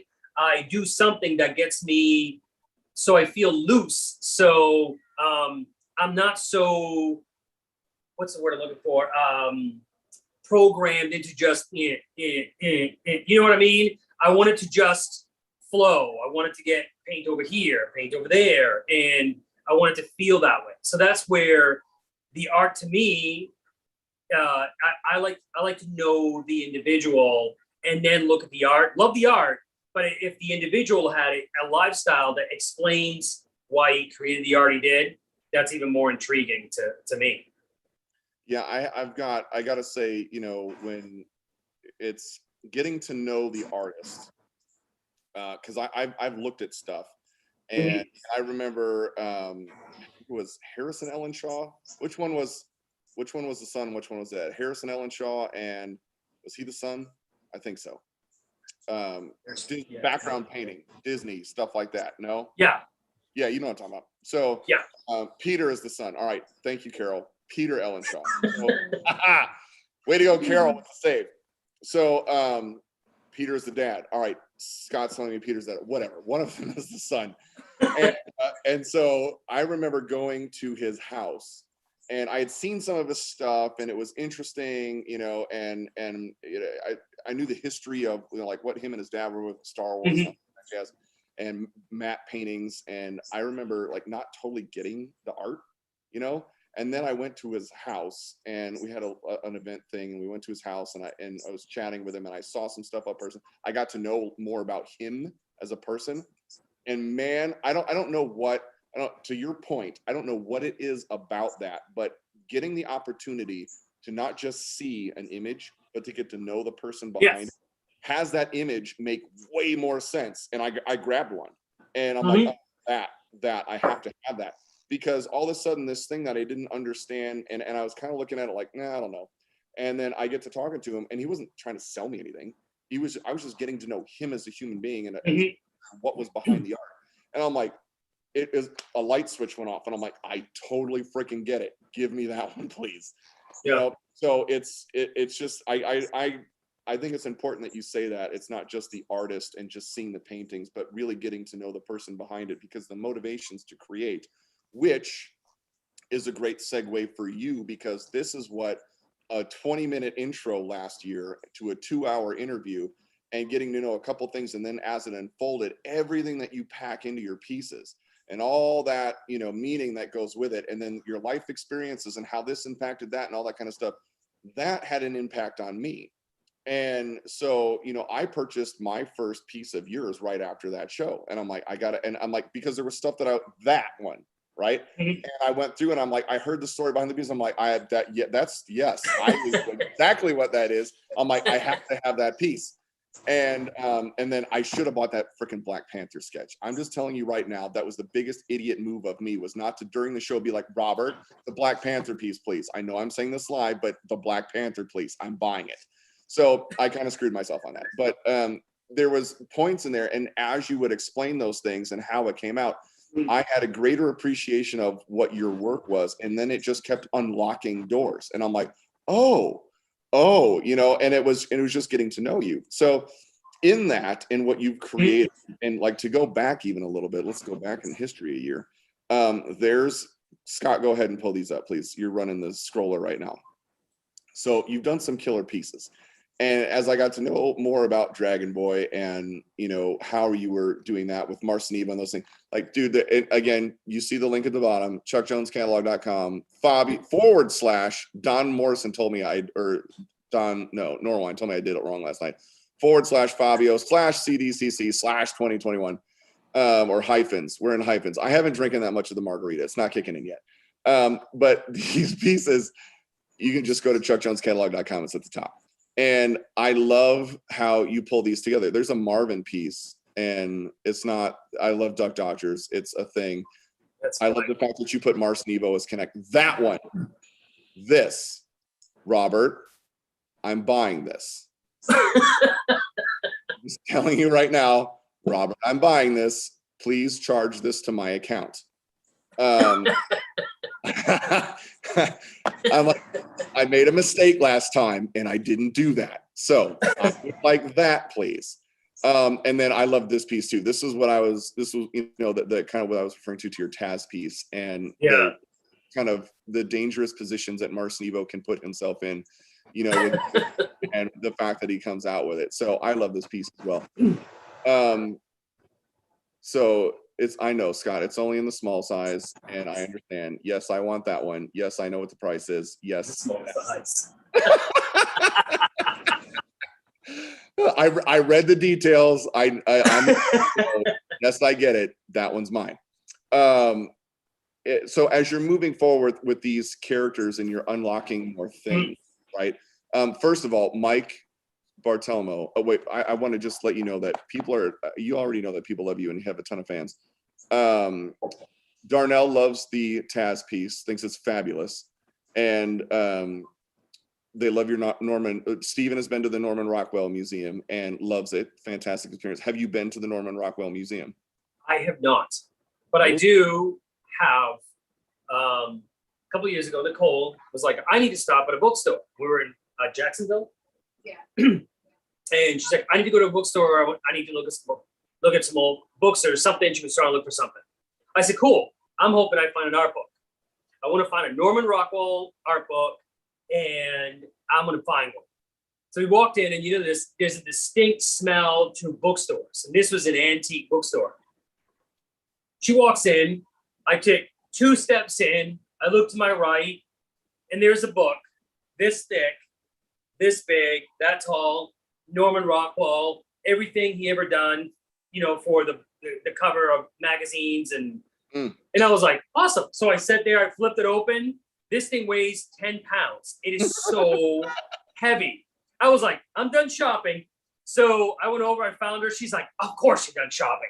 I'm not done shopping. So then I went, got a coffee, and I sat there, and through the book, but I love it. I've never seen any of them. I don't think we've seen any of them in person, right? No Rockwell's now. But I do have this book, and it is amazing. I love it. So I did the same thing where, you know, even in modern influences, where I go through, I have a library, I've got hundreds and hundreds and hundreds of books. When I move next year, it's going to be the heaviest thing going into the pot is all the freaking books. Like I've stopped. It's because Amazon, you know what happens when Amazon loves me also, because I'll go in and be like, hey, Ben, we know you like that. Would you like this? And I'm like, yes. And I'm like, click, click, and buy. I'm like, do I have some rewards points? No, I don't care. I'm going to hit the purchase button. Right? My wife. Yes. Does she do the same thing? Oh, yes. Nicole, we found this for you. Okay. Oh, dude. I'm like, why is there 7 Amazon boxes outside? I don't know. Yes. And then you're like, and then it's like surprise. And you're like, yes. So I do the same thing. So to Nicole, I totally get you, man. And yes, simpatico on that. Because it just happened. So I ended up buying the Jim Lee X-Men covers or X-Men features. And it's the full size. Right. And what I love about different people, because I love Chuck's inking style, right? And I've always been, I have a couple of Chuck originals that have ink that he's inked. And I'm just like, oh, yeah, I can stare at that stuff because the way he does it with that, just the ink and the brush, man, there's something fascinating. So like the Jim Lee stuff, I'm totally digesting his pencils and his inks. But is there, when you're kind of modern ways, right? So current artist, someone that you're like, man, like for me, it's Nick Klein, who does Marvel right now. He's on the Thor series. I'm not sure if he's done with it. And it's this watercolor-esque, you know, type of artwork that he's doing to these comic pages. I also love Alex Ross, like the gouache father, as I call him, because he is the godfather, but he uses gouache, hence the gouache father. Thank you very much. So any modern influence that you're like, that, like, I'm just stunned. I got to keep staring. There is one artist that I continuously follow, and 2 actually that Greg Simpkins in California and James Jean. Yes. Those are 2 guys that I watch, and I think to myself, like, and I also know that they're not in many galleries. Their prints are relatively inexpensive. They do very small editions, but their originals sell for a lot of money because they only do so many a year, and they're giant. They're not, 11 by, but to do a piece that's 3 feet by 4 feet, and with a detail that both of those gentlemen add to them, you're talking months of time. And I can't take months of time to paint one original, because then everybody would be upset. They'd be like, you have 17 shows to do. Are we supposed to share this one original? So it doesn't work. Yes. But what I do take from them is their attention to detail. And that is where, if you compared what I did 13 years ago to what I do today, it's a totally different thing. And I just look like, I think James Jean is oil, but I think Greg Simpkins or Crayola does acrylics, which is what captures me because I paint with acrylics. So I like watching his little techniques, and I'm like, oh, I never thought of that. You know, that will make it a little easier. And so I watch how they paint. Their subject matters are something unique, never would apply to me, because they have their own style, completely different from each other. But it's their technique that they use to create those pieces that fascinate. Yeah, I love Crayola. I follow him, and his stuff's amazing. And you sit there, you see this little octopus, and you're like, oh, that's amazing. That's great detail. And then you see a picture of him painting one suction cup, and it's this big. And you're like, how big is that original? It's massive. Or the leaf of an apple, it's literally like this gigantic leaf, and there's no way those guys are completing those pieces in a couple of weeks unless they don't sleep. No, so hey, so here's a question from Amber. I did not prompt this. She asked, so I'm going to ask you. Will Ben and Fabio ever collab to do a piece together? I didn't ask. She asked on her own. I haven't. I'm going to throw this out there. I think it would be funny if you did the what you do, and then I do what I do, and then we just put it together. We'll see if Scott does something. Like, for instance, if you were like, you've done Wally Coyote and Roadrunner, you've done Marvin, you've done them all. So if you were to do that, and then I was to impose Mars and Evo and a couple of hearts and some bluebirds, a collaboration, that's a possibility. So it's it's up to Scott. Listen, I'm not a guy whose ego is like huge. You want to work with me, I'll work with you. I'm cool with that. I'm down with it. So yeah. I just peed a little. Are you a French bulldog? Yes. I got a little excited, and then yeah. And then yeah, that was, Amber, I'm gonna take a minute to digest what just happened, because I was like, hey, yeah, whatever, collab piece. No. So yeah, I have an idea. All right. See what it is right now, but I'm just gonna throw a little something later on. Yep. And Scott was like, hey, that'd be fun. Or if he was like, Ben, you're Ben. And then he said, that's Fabio. So Ben, we love you, but let's just drinking a margarita and asking guys questions. Then I'll do that. I don't have. I'm okay with that, dude. I a couple years and years ago. I won't mention the person's name. Super popular artist. I had done a piece. They had done something with Mars and Evo, and I had done something back. And I thought it was a stellar concept. And I thought we should do this together. So I believe he was the first one to say during the show, yeah, I'd love to do something with him. And I said, somebody reached out and was like, how do you work the percentages? I was like, you can take mine and donate to charity. Well, someone didn't like that answer. So they're like, oh no, well, we can't do that. Well, we have to, he's more popular than you are, and blah, blah, blah. And that's where egos come in to the mix. And then two people that could have created something really, really cool didn't. So I'm not that kind of person. If you want to do something, I'm up for it. Just do something. I do something, goes back to you. You add to it, comes back to me. I add to it. At the end of it, Chuck Jones gets a hold of it, and then we'll see what happens from that point. So I don't have enough hair left to have an ego because it just keeps disappearing. So at any point, all I have to do is have a picture taken of me from the backside of my head, and I'm like, oh, it's all going. So yeah, there is no ego there.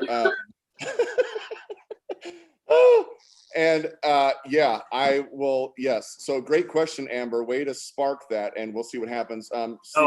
She's a troublemaker. Oh yeah, it's Amber Price. Amber Price. Yes. She knows, dude.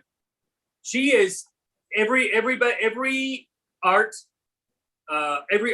needs an Amber Price. That's all I'm gonna say. She is like she's a national treasure when it comes to me and my my fan page and posting things. She has found pieces of art that I forgot I created. I'm like, who made that? Like, did I do that? Yeah, you did in 2007. How do you know that? Like, where did you find that? But everybody needs an Amber Price. So Amber, there you go. Apparently we're gonna hire you all the way around, and there's a whole bunch of us that need a you. So. And Stephen, answer your question. Are there depends under the costume? There are not. So it will be a running to the bathroom after I'm done here. As we get into, first of all, dude, this is I'm very much looking forward to the in-person thing. I'm down to like 9 months before the house goes up for sale. So and geeking out at the fact that I've got a whole lot of buddies down there, and you're like top of the list on just getting together in person and be like, hey, I know we've done this digital thing a lot, but good to meet you. You've done so many things and have like sparked so many paths on stuff. And what I think is important to know for people to know, in addition to you being an extremely talented artist, is the other side to this. And obviously you've got your, better half that helps make sure that you do stay on task, but like that whole entrepreneurial aspect of things. And that's why I brought up I wanted to bring up the book in the beginning and the other stuff that you're doing, even the sculptures of the love bombs and the F bombs and all that kind of stuff, is you're constantly innovating and pushing things, to be like, that's interesting. All right, opportunity. I see that. Okay. Is there an opportunity that and you don't have to say like what it is necessarily, but are things on the horizon that you're like, you had mentioned animation, and I think your characters are just, I think they're built for animation as well, right? It just makes sense. But is there something else in there that you're like, man, like there's this thing I was thinking about, and if I can get around to it, we would go off in X direction? Yeah, the animation part is really, really cool. But at the end of the day, that's not me creating. I'm not the one who's going to be actually animating them. They're going to be taking Marcinivo or any of the characters and putting them into animation. That's not me. In the sense of me putting my hands into something, I have wanted to work with, I have this thing, like I used to do, 10, 15 years ago, I worked with polymer clay, and I love creating goofy little characters. And I probably made about 100 of them. And I used to call them the heart club kids, or the broken heart clubs kids. And they were all goofy. They were never the same. Every single one of them was completely different. I enjoyed that. I only did them about 4 or 5 inches tall, but I would love to get to the point where I paint like sculptures, and I do those in either resin. I have a 3-foot Dragon Boy in my living room that eventually I will paint. I'm not going to sell him, but that's my goal to have done possibly by a year from now, where I bring him either to my gallery in California or he travels with me. And I want to be able to get to that point where I have a statue made and then I hand paint it. Not somebody else do it, not somebody who I'm like, no, that's not the right green, or that's not the right this. I want somebody to create something I've done, and then I paint it. It's me. It's something that I've done. I want to get into the same thing that like Kid Robot has, that one universal sculpture that everybody paints. I want to create something like that where my collectors can get a do-it-yourself sculpture that I've created, because I get a kick out of watching other people do something with them. Because not only is that good for everybody, you know what I mean? Creativity is good, but at the end of it, it's really neat to see somebody else's perspective on something.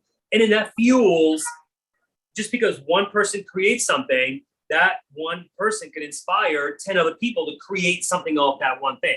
So I think that's where I want to create something similar to where there's a universal sculpture, whether it be Dragon Boy or Mr. Pickles, or where people buy him and he's just white and they paint him any way they want to. That would be awesome. Yeah. We grew up, I did the money, the MUNNY, whatever. Yeah, I have them. Yeah. Right. And like doing all kinds of stuff. I've done the little, Mickey things and whatnot, and those have been cool. I would love, and again, that's where I think your character design lends itself to stuff like that, because it's pretty versatile. Yeah. So I would love to see that stuff. Yes to sculpture painting, and yes to do-it-yourself things. I will order one, just like I pre-ordered your book. So, do you like the plug? Michael Harker, and we love Michael, wants to know if we can see the Marvin pen and ink. Oh yeah. All right. So, I think we were driving on the way to Maine when Scott had sent an email that said, you can say no, but, you know, Mike Dicken had an idea of Marcinivo and Marvin racing each other on tricycles. And when I got to Maine and I started drawing them, and I'm like, I don't think tricycles. I like the little rocket scooter that Bugs Bunny is in. I can't remember what episode, and I thought it'd be kind of neat if they were racing each other. And so this is where. Oh, I love that. Winner rules the universe. Is that sold already? It's probably sold. Who am I kidding? So there's that. And I like how Marcinivo is leaning back as he's trying to go faster, I guess. Yes. And then Marvin is just like, I got this. So I just thought it was funny with K9 sitting there, like waiting to drop the hand, whoever crosses it first. It's a funny pick. Yeah, but this is inspired really by Mike Dicken, who threw that idea out, and I was like, I can do that, and why not do it on the moon? If you look really close, you can see Jeff Bezos in the background. Just kidding. Are we talking about in the Dr. Evil phallic? Yeah. I showed that meme to my daughter today. She thought it was the best thing. So it was the best thing ever. Dude, we were now, and I'll say this about the whole space travel thing, right? For one, like Branson, I watched his rocket go up live. I watched Bezos. I think it's great. They're spending their own money. They're putting people up there, right? It takes that kind of innovation. So I'm all for it, right? I say that to say, when Bezos had his rocket there, we're watching in the morning because it was a morning launch. And I turned to my wife and I'm like, that totally looks like a, and she's like, what? I'm like, yes. And I'm like, and I guess if you got it, it's kind of like that. Oh, well, maybe he's compensating for something, maybe, but he's about to blast off into space. So, and then somebody put that meme up with Dr. Evil, and I'm like, that is brilliant. And I could not stop laughing. Yeah. I showed my daughter. First of all, I only showed her the Dr. Evil. And she's like, oh my God, what movie is that? And I was like, Austin Powers, and blah, blah, blah. And she's like, that is funny. And then I moved my hand, and she was like, that's my favorite. That's my favorite meme. It is. I was like, so that's good. my favorite. She goes, that's not real. That's not what the rocket looked like. I'm like, that's exactly what it looked like. Oh, all right. So, yeah, it is. It's exactly, and it's so dead on. I'm like, that's yes. I'm like, did he know that? I don't know. So I want to give a shout out to Alexis, who's watching on YouTube. She loves the Captain America costume. Thank you very much. And it's totally legit. It's a 3XL, and I had it made because apparently I'm that big in Asia. But and it's very warm. Very warm. So, and I did this for Fabio. Because he wanted to know how many suits I had, and I'm like, I got to wear one at least. So what I wanted to touch on here too is we've had Scott Ryder scrolling some printers proofs that you've got, some rare printers proofs. Yeah. And this goes with the whole like, I need you to okay. Preface this with Mike Bartolmo asking if you're going to do a love bomb. I think it's a love bomb pin. I have a love bomb pin. Okay, or an F-bomb pin. Mike, just put it in an F-bomb pin. Yes, that will be done. It will probably be done in the fall sometime. There's the pins that I've done for you guys are for you guys right now, and after the show is over, then they'll go on. Whatever's left over will go on my little store, and there's a couple that I've done for my gallery too. The same thing with those. But in the fall, I will be doing some other pins. There'll be I can't say too much in case someone's watching. Yeah, but there's stuff coming. Yeah, there'll be more pins coming. It is pretty neat. The pin, how many of those have sold over the last few years? It's mind blowing. Like we did some numbers. I'm like, that many pins have sold. And it's just I enjoy doing it. They're not expensive, and I think that's the whole goal behind them. It's just for you to have at least it's still a little piece of art. All of these have my name on the back of them. So then you have something that's unique, and it's it's fun. And I know some people buy 2 or 3 of them, and then they trade them with people, and that's the the part about this too that I enjoy the most, and the same thing with these. One more time. There are people that more time will for get these purchasing tonight. and then they trade them. Yes, I'm not. They trade them for Star Wars pieces, and you know, because only so many of these I get done. So if you know, for instance, tonight, these guys last year, I know they sold over 100 pieces. Yeah, and then I've seen that thing for sale on eBay for over $100. No It's way. crazy. It's crazy. So a quick shout out to Carrie, who's loving the chat between us on YouTube. Cool. Thank you, so we got it. Yes, it's you got to give the audience, man, because I love the fact that they're watching, and they gave us 2 hours. They gave us 2 hours of time instead of last time when they're like an hour ish. And by the 2 hour time, I had way more of this down, and I don't know what you were talking about, but it's the best. You were like / Ben Olson with an Olson. And I had like my buddy Steve was holding up a painting, and I'm like, Steve, tell him the website. Steve, tell him where this is at. Yeah, Steve, that's great. So it was the best. I'm like, I think he forgot his own name. I did. I'm like, there's a hyphen somewhere in there. Put a hyphen in, whatever. You'll figure it out, Ben. It's easy. So, Greg is asking about what about a drawn plush? About a what? Darwin? I'm sorry. He said drawin. I've not had enough margarita yet. A Darwin plush. Yes. Like Darwin? I don't know. What's that? Anyway, yes. Yeah. So the Darwin plush was actually in the process of being done when COVID hit. So it threw everything for a loop. The Darwin plush will be coming. I'm pretty sure of that. We have seen the prototype, which is absolutely freaking gorgeous and fluffy, and you can style his hair into a mohawk and pull it out the sides, and it's amazing. The one problem we had that I've learned from David, my friend who's producing these, is the consistency in, like, if we were making 1,000 of them, then you could have whatever material it is, but the when you only run a small limited amount of them, that's where the sort of the issue is, because we've liked the specific fur, I guess, and then they've only had so much of it, and to get enough to do 500 of them is a difference. So they will be, it will come, and I think there'll be a lot more things coming as the book gets released with the characters and things like that. It's coming. So we had this discussion, I don't remember how long ago, but like last week or 2 weeks ago, and I just bought a 3D printer. Yeah. Which is so dangerous, because my son's like, Dad, and I'm like, and there is a piece that I want to do, and I'm not saying what it is now because it is for Chuck House, and it's something in the lines of what I said I was going to do this, like, I don't know, 2 or 3 years ago, and just never came to fruition, but I've got it now, and I'm going to freaking do it.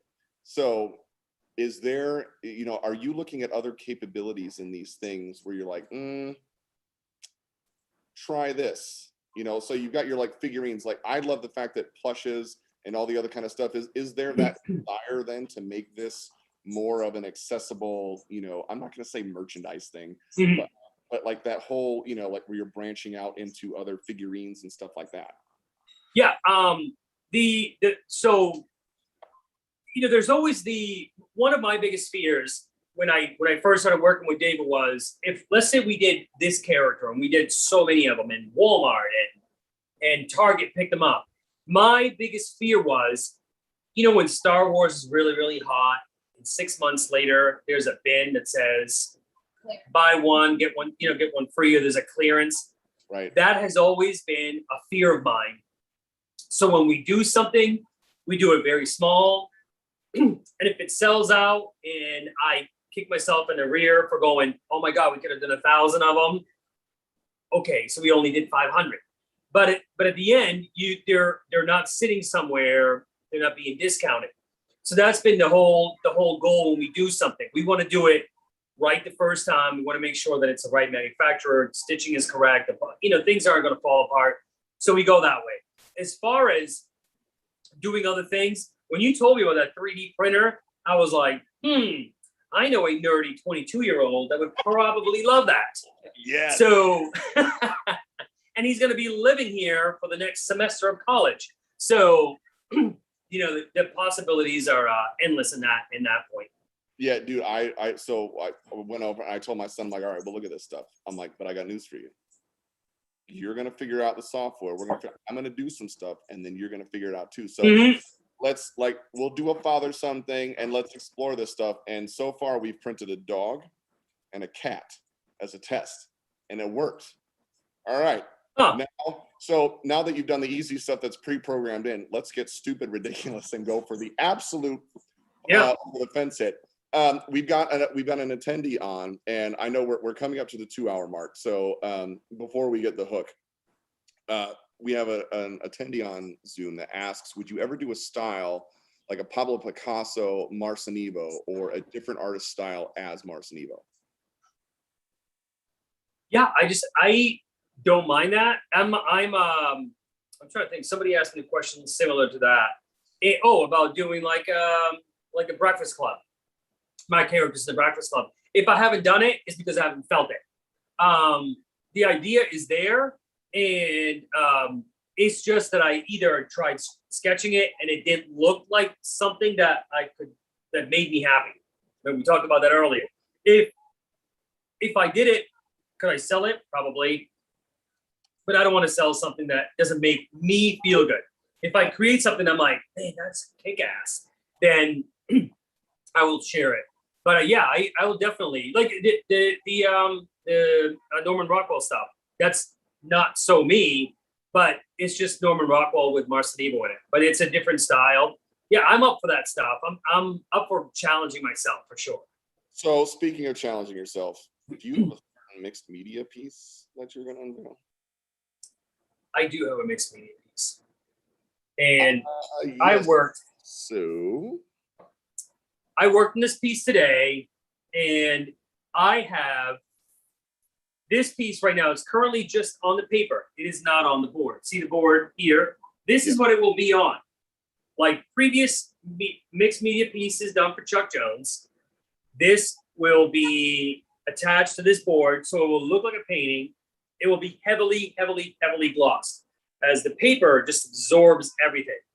So I have taken the image of seriously, and I have basically turned it sort of into another original by adding multiple things to it. Shut up. Shut up. So shut up. So here, come on, there's the little rocket in the background. I have completely changed his eyes here, so he's sort of like, oh my God, what is he doing? And everything on here has been repainted. So the little skirt, I guess, as his helmet has been done again, both of them. There's a glow around the earth, and on the earth, it says, hold on, if you guys can see it, for sale. And then there's a little tiny Keith Haring rocket ship up there. There's a little Keith Haring style rocket ship. Oh, where is it? Right there. And then I'm trying to think what else. There's these little guys here. They all have the little antennas. I took every one of those little petals on his little, I don't know what that is. What is that? A skirt? Is that what that is? It's a skirt. Yeah. Roman soldier. Yes. So I've colored all those there. Gave him an exclamation point. I can't even see myself. An exclamation point on his shirt. Gave him some stripes. I'm trying to think what else is on here. There's more stars up in the sky. The spaceships that made the background a little bit taller. There's more just texture to the mountains, but it's completely. Okay. Hold on.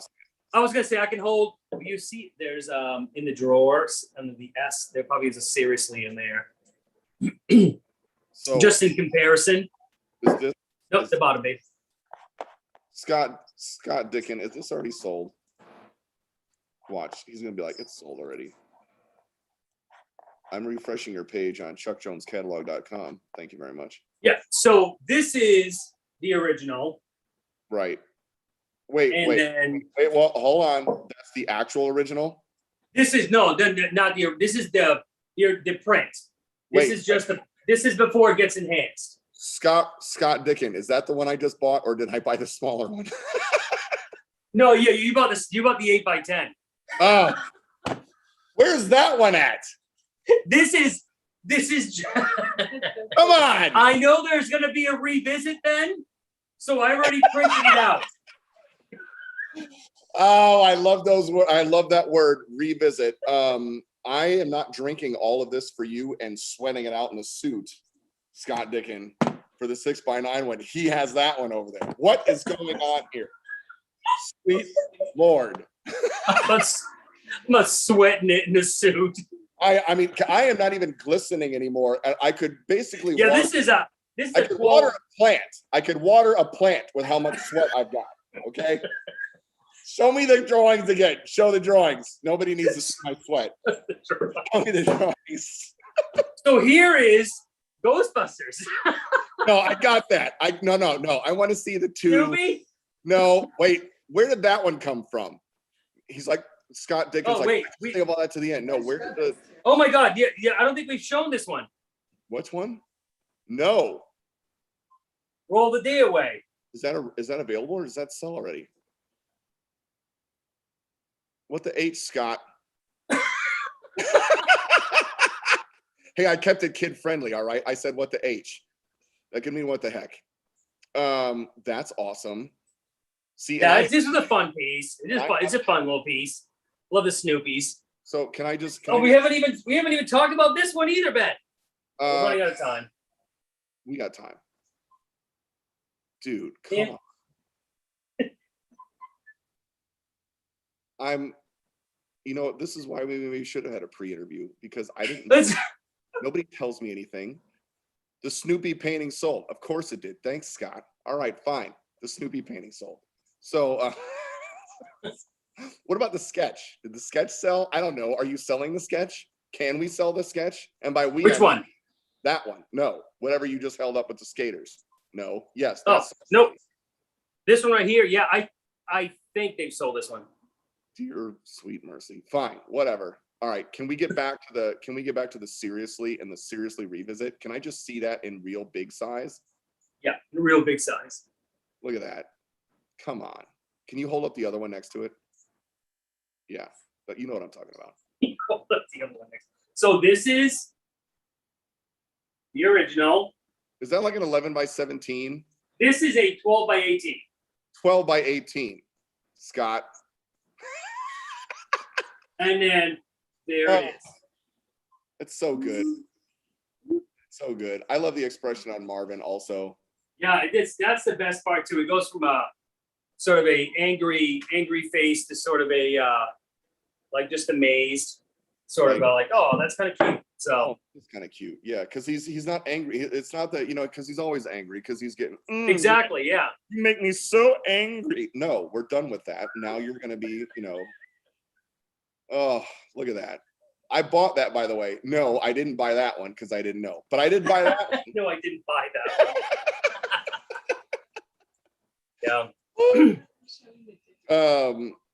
So it's we have someone like I don't know, anonymously, like apparently like stuff's moving on the site. So whatever's going on right now, people are just purchasing. So if you find something, just hit the buy button. Look at what you're gonna get in the cheers to that. You're gonna get the Batman. You're gonna get the Hellboy pin. You're gonna get a Wicked. You're gonna get this little weird. Oh my God, dude, I can't wait to have that. That thing is, I love that. It's probably one of my the Captain America one, and this one is probably my favorite. I think. Love it. All right, so I need the Batman thing. Like you just wait, dude. Wait till if I could show.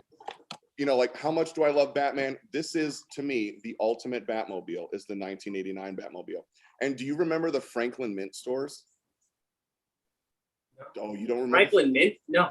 Franklin Mint, yes. They made all these things.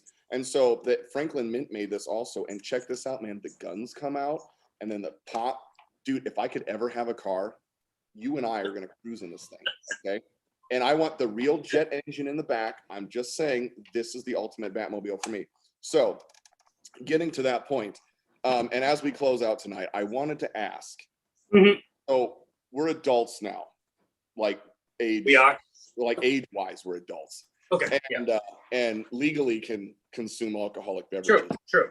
And what I find hilarious and I love and I enjoy it is, you surround yourself. My whole studio is filled with, helmets and whatever and axes and, Mjolnirs. I could recreate. This is solid. I could recreate Endgame right now for you with the shield and this. And because it's Comic-Con, come on now. Stormbreaker, right? You are my son. You know that, right? Yes, I do. Yeah. And then, of course, what I would say, Fabio, was you get the little one, right? And so just like the movie. So anyway, getting into like enjoying this stuff and, we're playing in this world. Is there something like I've got toys and stuff everywhere? Kind of enjoy being able to be a kid as an adult.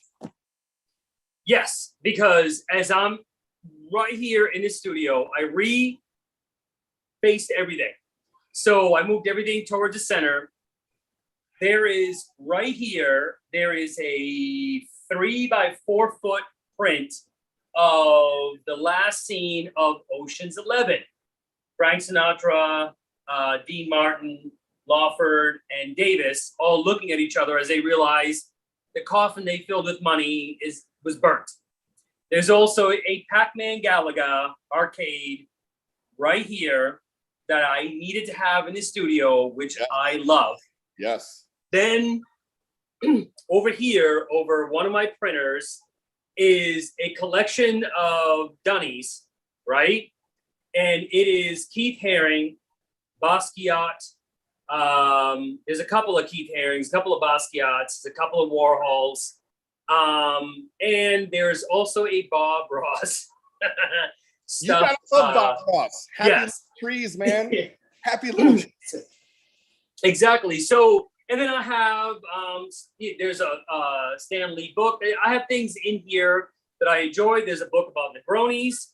But probably at the end of the day, I have just a little 2 mid-century chairs sitting right here and an extensive collection of booze. And this is my happy place. I've turned it into a place where I come in here and I create art because I'm surrounded by the things that I like. But the Galaga machine, I play the thing 3 times a day. And my kids they have high scores and games, and I hate them because I grew up playing these things and they beat the shit. I mean, they beat me at them. Yes. Horribly. So, but at the end of it, there's a lot of things in here that I just enjoy. When I reinvented, sort of created everything back around. There are things in here that I wanted to have that are just part of me being an adult and part of me being a kid. And the Keith Haring and Basquiat and Warhol stuff that's over there. And that's just a small part of it. I have an entire collection of Gary Baseman a vinyl. That is, it's in storage right now just because I'm still not done in here. But it's they're called the Dunces. And to have all 6 of them is pretty much, it's almost unheard of, or you'll pay an arm and a leg for them. And my wife found the last one a couple of years ago, and she ended up getting it from somebody in Europe. So I have all 6 of them, and it just little toys here and there. I do have my toys. So as you should. So yeah, I find, because one thing we haven't done is kind of like looked around the studio, what's around you, that kind of stuff. I think it's for people, like it's cool for me to see other artists and what they have like in there to be like, so what are you surrounding yourself with? So I'm getting the hook now. And before we depart, Ivan who's watching on YouTube has asked to see an image of the mini Marvin print before we go. The mini one. You got a mini Marvin print? This one? Yeah, but I think so. But the mini. Yeah, but this is, I think what Chuck Jones has is very small. This one is just done because I expect a revisit of this one. So that's why this one was printed ahead of time. Gotcha. And I also wanted to use it in comparison to the one that was done. Okay. All right. So hopefully, Ivan, that answers your question, because Ivan, if you, like me, have bought that one, it's not that size. It's 6x9. Scott didn't tell us these things. Fine, whatever. And there we go. All right. We're gonna bring this down, dude. And it's been a 2 hours and 15 minutes now, which, by the way, beats our record from last time because we were 2 hours and 8 minutes on my show. So, oh wow. Yeah, we went an extra 7 minutes. I like beating records. So what's gonna happen next time is you're gonna have to go for 3 hours. And they're going to be like, sweet Lord, no, what are we going to have to do? And then we're just going to do giveaways. We're going to be like, if you watch at the hour 2 mark, we're going to give away something there. And at the hour 3 mark, we're going to do this. So that's how we'll keep them. And it'll be a marathon. Scott said a 24-hour marathon. Yeah, whatever. I could do that. So to wind this all down, dude, when they announced they were doing virtual Comic-Con again, I was stoked. And they asked, would you host the shows? And I said, absolutely. And then they said who was coming in. And it's a thrill for me to be able to talk to you every single time because, like you had mentioned earlier back, there's no ego in any of this. And it's just regular people hanging out, talking what they love doing. And that's kind of like the basis of all of it. And you're a very naturally approachable individual. And I found that from the start. And, I got all like, oh, like Fabio followed me on Instagram like the day after our interview. I'm like, but he's him and I'm me. And why would you do that? And so, and it was like kind of cool. And just the back and forth has been great. And that kind of camaraderie. And you're a wonderful human being who has a wonderful story and who's very inspiring. And I'm sure, and I know that everybody, that sees these things gets that same feeling, because it's just very natural. So I want to thank you for coming out. Thank you for doing the show. Thank you for creating all these wonderful pieces and sharing kind of your insights on things. Thank your wife for letting you hop on for 2 hours and 17 minutes now. And what would you like to say as we part off to the audience? Well, once again, thank you, because if it wasn't probably for the hook being pulled, we literally could probably sit here for another 45 minutes. Yes, we would. My wife knows. You and I could just sit here. I'm like, can you just make me another one of these? I'm going to keep talking to Ben. So everybody else would be asleep. But you make it easy. Everybody at Chuck Jones makes it easy. I love this because unlike when I do it for other galleries, I basically have to do all aspects of it. And I'm very gracious and appreciative that you host it, and that Scott and Patrick and it just Greg, everybody, is in here. You're watching and you're contributing, and everybody plays a role to make this event successful. This event last year was the most successful event I had all year, and the most compliments from everybody. And I think it's because it's natural. There's nothing that's forced. We're just sitting here. We're basically, we're just kind of shooting the shit, talking back and forth, sharing our personal aspects. This isn't just all about me. This is about you. We talk about Scott. We talk about Chuck Jones. It's a plethora of just a good time. And I enjoy doing these things. I look forward to, let's just hope that next year Comic-Con is in person and we're able to go to San Diego and we're all able to sit there, have a great conversation, have something similar to this where people can sit there and enjoy this back and forth and, in person. And then you're able to, again, shake hands and hug people and just enjoy what Comic-Con is supposed to be. Yes. So with that being said, don't slack. Don't be one of those guys that says, I'm going to do this with you and then leave me hanging. Oh. So. Oh. As Amber Price will contest is not the word I'm looking for. She'll confess to this, whatever. She'll witness, whatever. Oh, it's on. Okay. It is on. I'm not going to ghost you. Yeah. So that piece, I'll get to it in a minute. So, and I'm sure Scott right now is going like this, like, So we'll do it, and then we'll do it through Chuck Jones, and we'll make it happen. And maybe, you know, if it all works well, maybe we can have 1, 2, 3 pieces maybe by Comic-Con next year. So I'm down. I'm totally down for it. I'll be living in your area around there, hopefully at that point too, which makes it a little easier. And here's, you know, as next time, so we didn't get to it this time, because like I said, we could go another 45 minutes. I'm going to get to tattoos and then our daughters and the MCU, because we have a thing with this. And I just want to let you know, as we say goodbye to everybody, Maya and I, she's like, Dad, maybe we should watch all the MCU films in chronological order together. And I'm like, I love you. Yes. You are no longer my third favorite. You're now tied for second. No, I'm kidding. It didn't go like that. my third. So we watched the whole thing. We watched the whole thing, and we ended up with Black Widow. We'll get to that at another point. All right. So MCU, our daughters, and tattoos. All right. Tattoos. 2 different things. And I just want to say, dude, thank you again. You guys are wonderful. I'm so glad that we did this. Thank you, Scott, Robert, everybody at Chuck Jones for giving me the opportunity to be like, okay, fine. We'll let him drink a margarita and talk to people. Yes, Scott Dickin, this is still on. It's still on. All right. Goodbye, everybody. Good night. We'll see you tomorrow. Thank you. Good night. Everybody enjoy your weekend. Enjoy your weekend. Oh my God. Oh, sweet mercy.